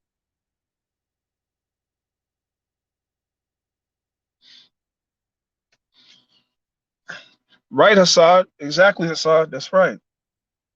That's right. And it's draining too. Not to be funny, man. You brothers that have wives, you know how it is. You get into an argument with your wife. Sometimes that stuff is draining. It's to the point where sometimes, your woman say something, you just let it go. Like, you know what? Not today, right? Because it's draining. Like, especially if you're having a good day, you like, you know what? I'm not even gonna go there. Nope. So, how much more draining is it doing that with a man? You know what I'm saying? It's draining. When the energy that we have and everything is supposed to be going into teaching this word and pushing this word. That's what it's supposed to be going into. When Yahweh Shah come, those things that we differ and disagree on, Yahweh Shah is going to give us that perfect understanding of everything. It don't make no sense for us to be, what I'm saying, every time, it's just utterly ridiculous, man. Some of the things that I see, like just brothers just be everybody just trying to condemn everybody. The new thing is that everybody's sold out too. Everybody hasn't sold. First of all, the government is not giving out that many checks. I don't know. The government is not giving out a check to every camp leader and every member of it. No, they're not giving out that much money, y'all. They're not. They're not giving out that much money. Somebody came under. Okay, so I did a live earlier, right? Now I'm just live on YouTube. I'm live on YouTube. That live that I did earlier with Zion, Lexx, and Tazaryach, right? So Sanetta told me that when he goes live with when he starts recording the actual discussion between the brothers, he didn't want me to film it. I'm like, cool. So when the conversation gets ready to start, I cut the video off. You had a dude that came on my comment board. It just so happens, family. Now let me see who else is stupid. It just so happens that the video cut off at the 33-minute mark. That's when he told me I'm ready to start. So I said, click. This dude came on my comments and said, oh, you're a Mason because you stopped the video at 33 minutes. Hey, yo, King, I'm not arguing with you. I just blocked you. That's it. No, it's too draining. It takes too much. No, I'm just going to block you because you sound stupid. I'm in another man's house. He tell me to stop filming. I got to stop filming. It's as simple as that. The man told me, okay, so a Senate Phoenix you got here late, so I'll repeat it one more time. It's okay. The conversation went well. I don't think the conversation went quite the way Sanetta wanted it to go.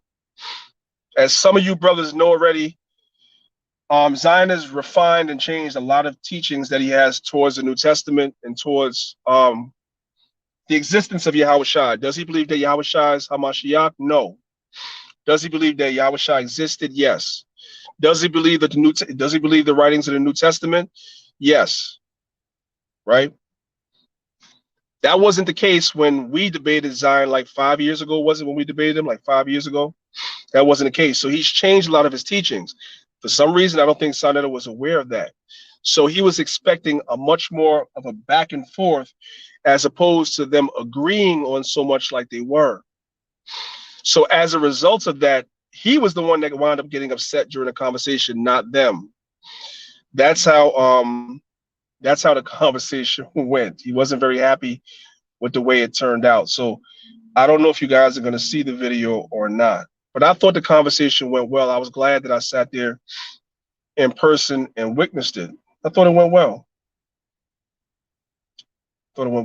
See, I'm gonna tell you the difference between Zion and a lot of other Old Testament only Israelites, right? And this is only because of interaction with each other, right? So 10 years ago, this would have never happened. A sit down like that would have never happened.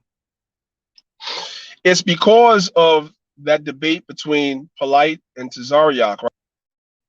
To the debate between Sarah Sutanseti and Nasi Yashuvel. We went to that debate between Nasi Yashuvel and Sarah Sutanseti in terms of just supporting an Israelite overall, even though he was an Old Testament only Israelite. That is how the relationship was forged between us and them. That's how it started. Prior to that, that was a no-no. I remember certain Israelites basically rebuking us for even dealing with these dudes. Just stay with me for a second, right? So we forged a relationship, right? So now for the first time, we could actually sit down and have a conversation about things we don't agree in.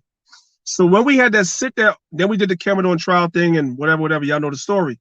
Then we did a sit down at Nasi Yashuvel's school, Shema Yisrael. We did a sit down. That video is still on YouTube today. We did a sit down over there, you know, in a I won't call it a full debate, but it was a discussion. And the discussion went left, as you guys know, right? And that's because at that point, even though we had forged a relationship, we still didn't know each other like that. And in that discussion, the arguments that they were bringing to us were Christian arguments, which is not things that Israelites teach, because they didn't really know what we teach. That was the problem. Over the years, I've forged a relationship with Zion where we actually speak, right? So he's actually looked at some videos of mine. We've actually had conversations about certain concepts that we teach as far as New Testament Israelites, and he has a better understanding of what it is that we teach as opposed to maybe 5 or 6 years ago. That's what Sonetta didn't understand. So the conversation was way more amicable than Sonetta wanted it to be. That was the problem, because now he wasn't coming at us like we were some Christians. He understood that we also are Torah-based as well. We accept the New Testament. We believe in Hamashiach Yahushua, but we are also rooted in the Torah as well. They don't understand. Many of them don't understand that, but he now understands that by way of many conversations that I've had with him and others. So the conversation didn't quite go the way that he expected it to go. So it was a good conversation. We'll see whether it comes out or not. And that should be a message to many of you other brothers that are Torah-based only that watch this channel.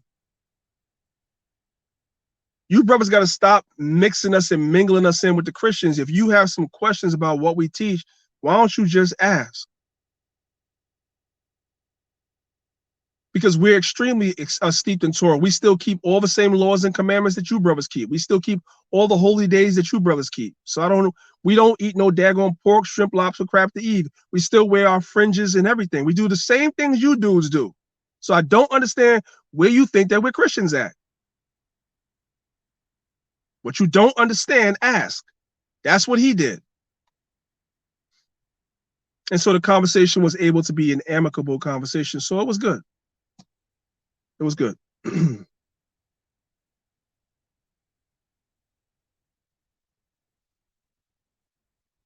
Son of Phoenix, no doubt. Shalom to you. What else? Wow. This is probably one of the longest live streams I did, man. I don't want to make this a habit. Damn, 3 hours. You know, I can see if I'm sitting down actually doing a class, that's different. But hey, shalom. Shalom, SOT Soldier Jamal. What's going on, brother? Shalom to you, brothers. By the way, real quick before I get out of here, just to make you brothers and sisters aware of what's going on with the SOT camp, right? I believe the SOT camp, they're based in Atlanta, although I know that they have camps all over the place. But the Black Lives Matter has been attacking the SOT camp in the Atlanta area. I'm not sure how long it's been. I think I heard y'all will all say it's been like a couple of weeks or a month or so. I don't know. It could be longer than that. So the brother did a call out last Saturday for support from other camps in the Atlanta area to come out and support them, because Black Lives Matter is out there with arms. They're armed and everything. These guys are out there with shotguns and everything, coming in front of the camp, scoffing and causing problems, right? They're trying to remove those brothers from their camp spot. So it's getting real out there. So the brother gave out a call to camps in the Atlanta area. We kind of know, I can run it off which camps will actually show love and actually support, because some camps are just there for themselves, and then some camps will, you may have your differences, but you're ain't gonna leave brothers out there, right? So it's good to see the camps that, and some camps probably just don't know that this is going on too. So I don't assume that everybody knows, but as the brothers in the chat, he could let you know. For those camps that are in the Atlanta area, if you have men in the Atlanta area, reach out to the brother Yahweh All. He's on Facebook, right? Reach out to the brother, or look up the SOT camp, Sons of Thunder camp, on Facebook. If you type it into the search, I'm sure a member will come up, and just reach out to those brothers and find out how you could, assist them in that. You know what I'm saying? Whatever, like, I know, even, whatever way you could support, try to, support those brothers. I'm in New York. I wish I was closer, because I would have been out there with those brothers this Saturday myself. You know what I'm saying? Because we can't allow that. We can't allow that. We can't allow it. Because if they're able to move them out their spot, then your spot is next. Whatever camp's listening, your spot could be next. Okay? And we know that these groups are none but puppets and fronts for other things anyway, right? And if something really goes down out there, the mass media is going to make it seem like it's black on black, Black Lives Matter versus the Black Israelites. You already know what the media is going to say. So sometimes just a show of strength in terms of numbers alone can deter some problems, because they realize that brothers is not playing out there. So support those brothers, man, the best way you can. Reach out to those brothers if you can, even just a kind word of encouragement or support to let them brothers know we with them, because it's going to happen to us all. There's been times where people have set up in our spot. You know what I'm saying? You have, I don't know if you guys are familiar with, there's a group of Christians called the Mennonites. I don't know if you guys have ever heard of a group of Christians called the Mennonites. They're fair weather prophets, right? So when the weather gets warm, these demons come out. They look a lot like the Amish. Now, don't get me to lying as to what the difference is between the Mennonites and the Amish. I'm gonna have to go Google that now myself, since I said it, because I don't know the difference in beliefs. But they kind of look like the Amish almost. And they come out. These are Edomites, and they come out to the hood in the Bronx and set up in our spot. Now, you got a bunch of women and children set up in our spot, and they start singing Christian hymns and everything, and we come out like, what the hell is this? Right? You know what I'm saying? So it happens. It happens to anybody. I'm sure it happens to a lot of other camps. You get out there. One thing I would suggest the brothers to do, because we do it too, we had this habit of going out too late, and that was a problem. You know what I'm saying? If brothers should try to go out at a reasonable time on the Sabbath if you're street teaching, because, we the Israelites are the only ones that go out winter, spring, summer, fall. The Christians only come out when it's warm. It's warm now. Black Lives Matter is not going to be out there when it's cold. They're not going to come out there when it's snowing, when it's cold. They ain't going to be out there then, but they're going to be out there now. So we got to support each other, because today is them, tomorrow it might be you in your camp. I'm just saying. Mr. Fourway said, children of the corn. Yeah. Yeah. I don't know. That's interesting, though. You know what? I'm literally, when I go inside, I'm going to Google the difference between the Mennonites and the Amish. Can't judge a book just by its cover. I mean, they look the same. The dress code is the same. The women look homely. I don't know. It might be before some of y'all times, man. But there's a show that used to come on in the 70s and the 80s called Little House on the Prairie, and that's that's how them women look. You said LOZ, SOT, Wi-Fi under one umbrella. That's good. I like to see when brothers. I personally like to see when brothers work together. Right. That gives me hope, because we're coming into a time where we're going to need each other. Right. So there should, at the very least, there should be a line of communication between different Israelite camps and different Israelite leaders. Even if you have your own separate thing going on, there should be a level of communication, so that if any particular camp is under distress, or if there's a call because somebody's going through something, that the rest of the brothers in Israel, there's a good enough relationship where we can come and support each other. That's how it's supposed to be. Yeah, rebuke all devils. Laura Ingalls, right? Yeah. That's how the Mennonites look.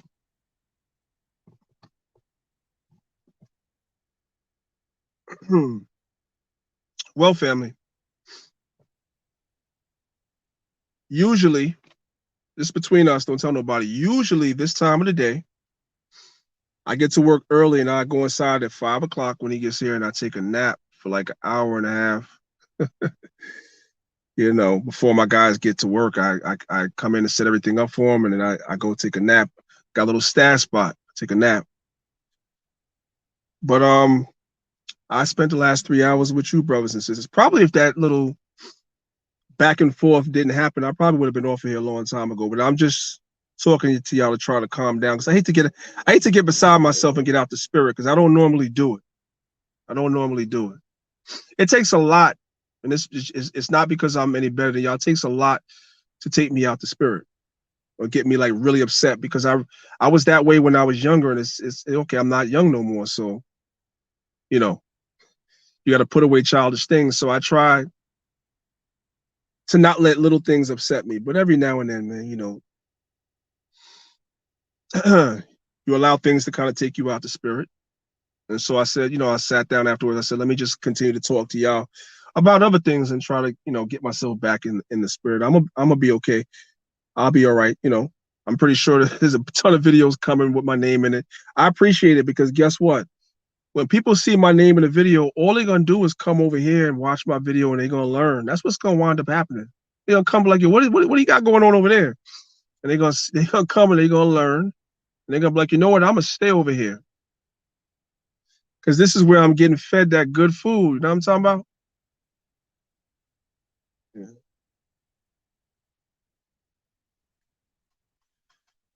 So I am about to get out of here for real. My battery is about to die. So this was a good one, family. So just real quick, just to reiterate what I said a little while ago, because I know it's people cycling in and out. I'm starting a Patreon page.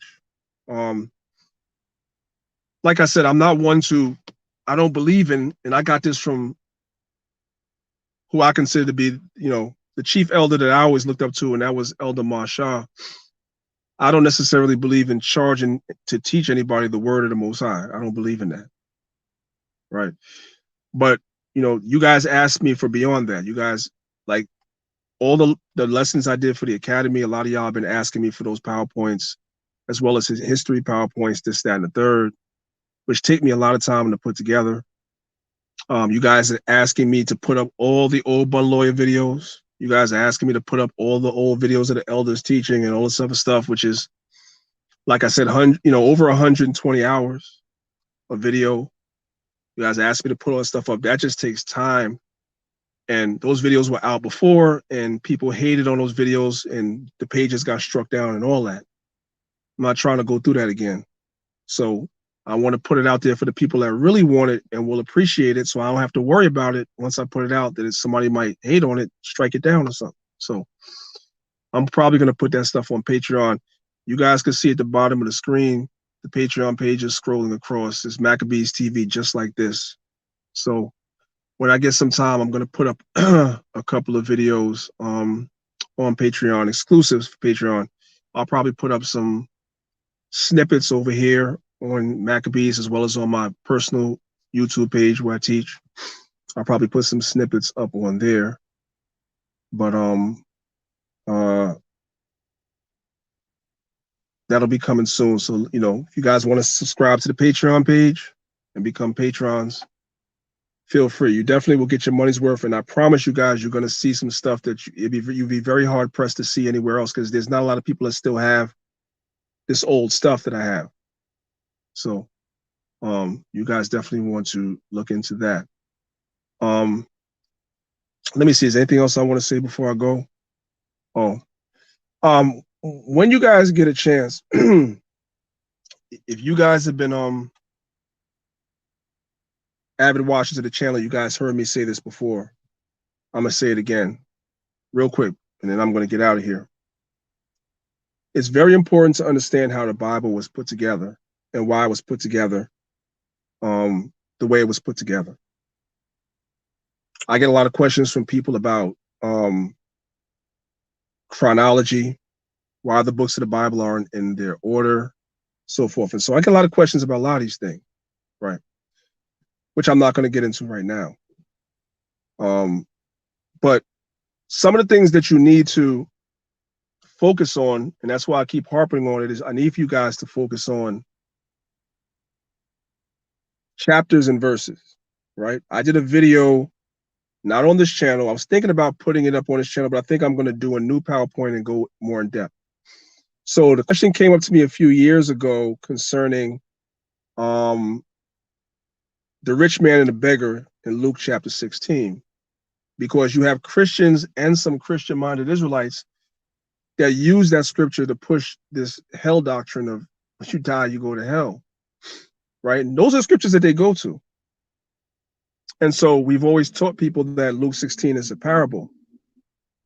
So the question came to me years ago about, well, how do you prove it? Because I've always heard brothers say, well, it doesn't say it's a parable, but it's a parable. And what I've been explaining to people is that that comes from a lack of, and it's not an insult to anybody, it comes a lack of not understanding the way the Bible was put together, right? It does tell you it's a parable. So I have a video on my channel called Priest Danyaahla Uncut, which I'm going to redo and update it because it was done maybe 5 or 6 years ago or longer. Chapters and verses are a recent addition to the Bible. Recent, fairly recent. When the scrolls were put together, there was no chapters and verses. When Paul wrote his epistles, there was no chapters and verses.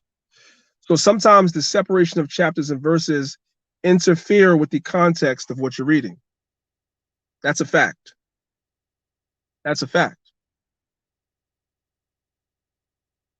They were added as a convenience for you and I so that we can find precepts, but sometimes they interfere with the sense of the scripture.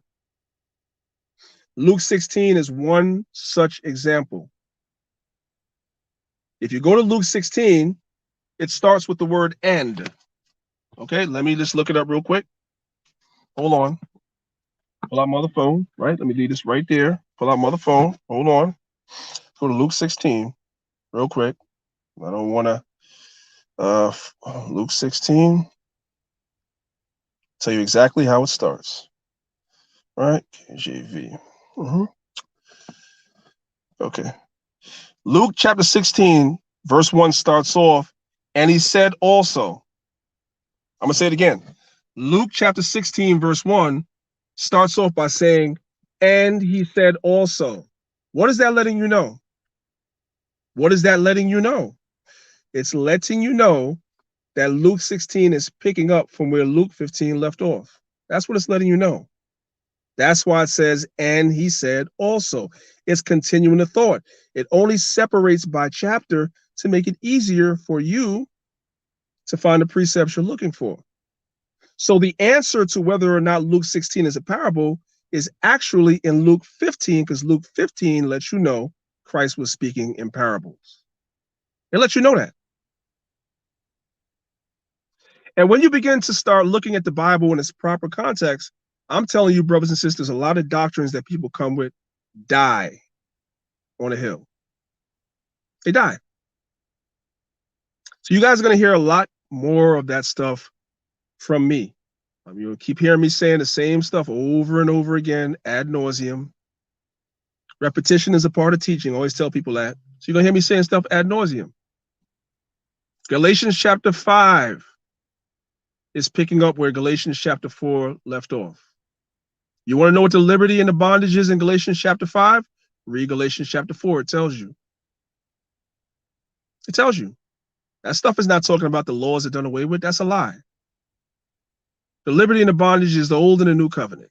It tells you that in Galatians chapter 4. Start from verse 22. It's the two covenants. The old covenant gendereth to bondage. The freedom is in the new covenant through the sacrifice that Christ made. This stuff is not hard. It's only separated by chapter and verse for you to be able to find it.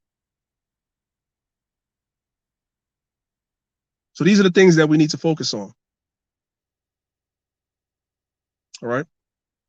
So these are a lot of things that I was going into the academy with brothers. They'll tell you some of them is in here. They'll tell you. We went heavy into that. I will be bringing some of those lessons to this channel, mostly my other teaching channel, but mainly even more so Patreon. All right. All right, family.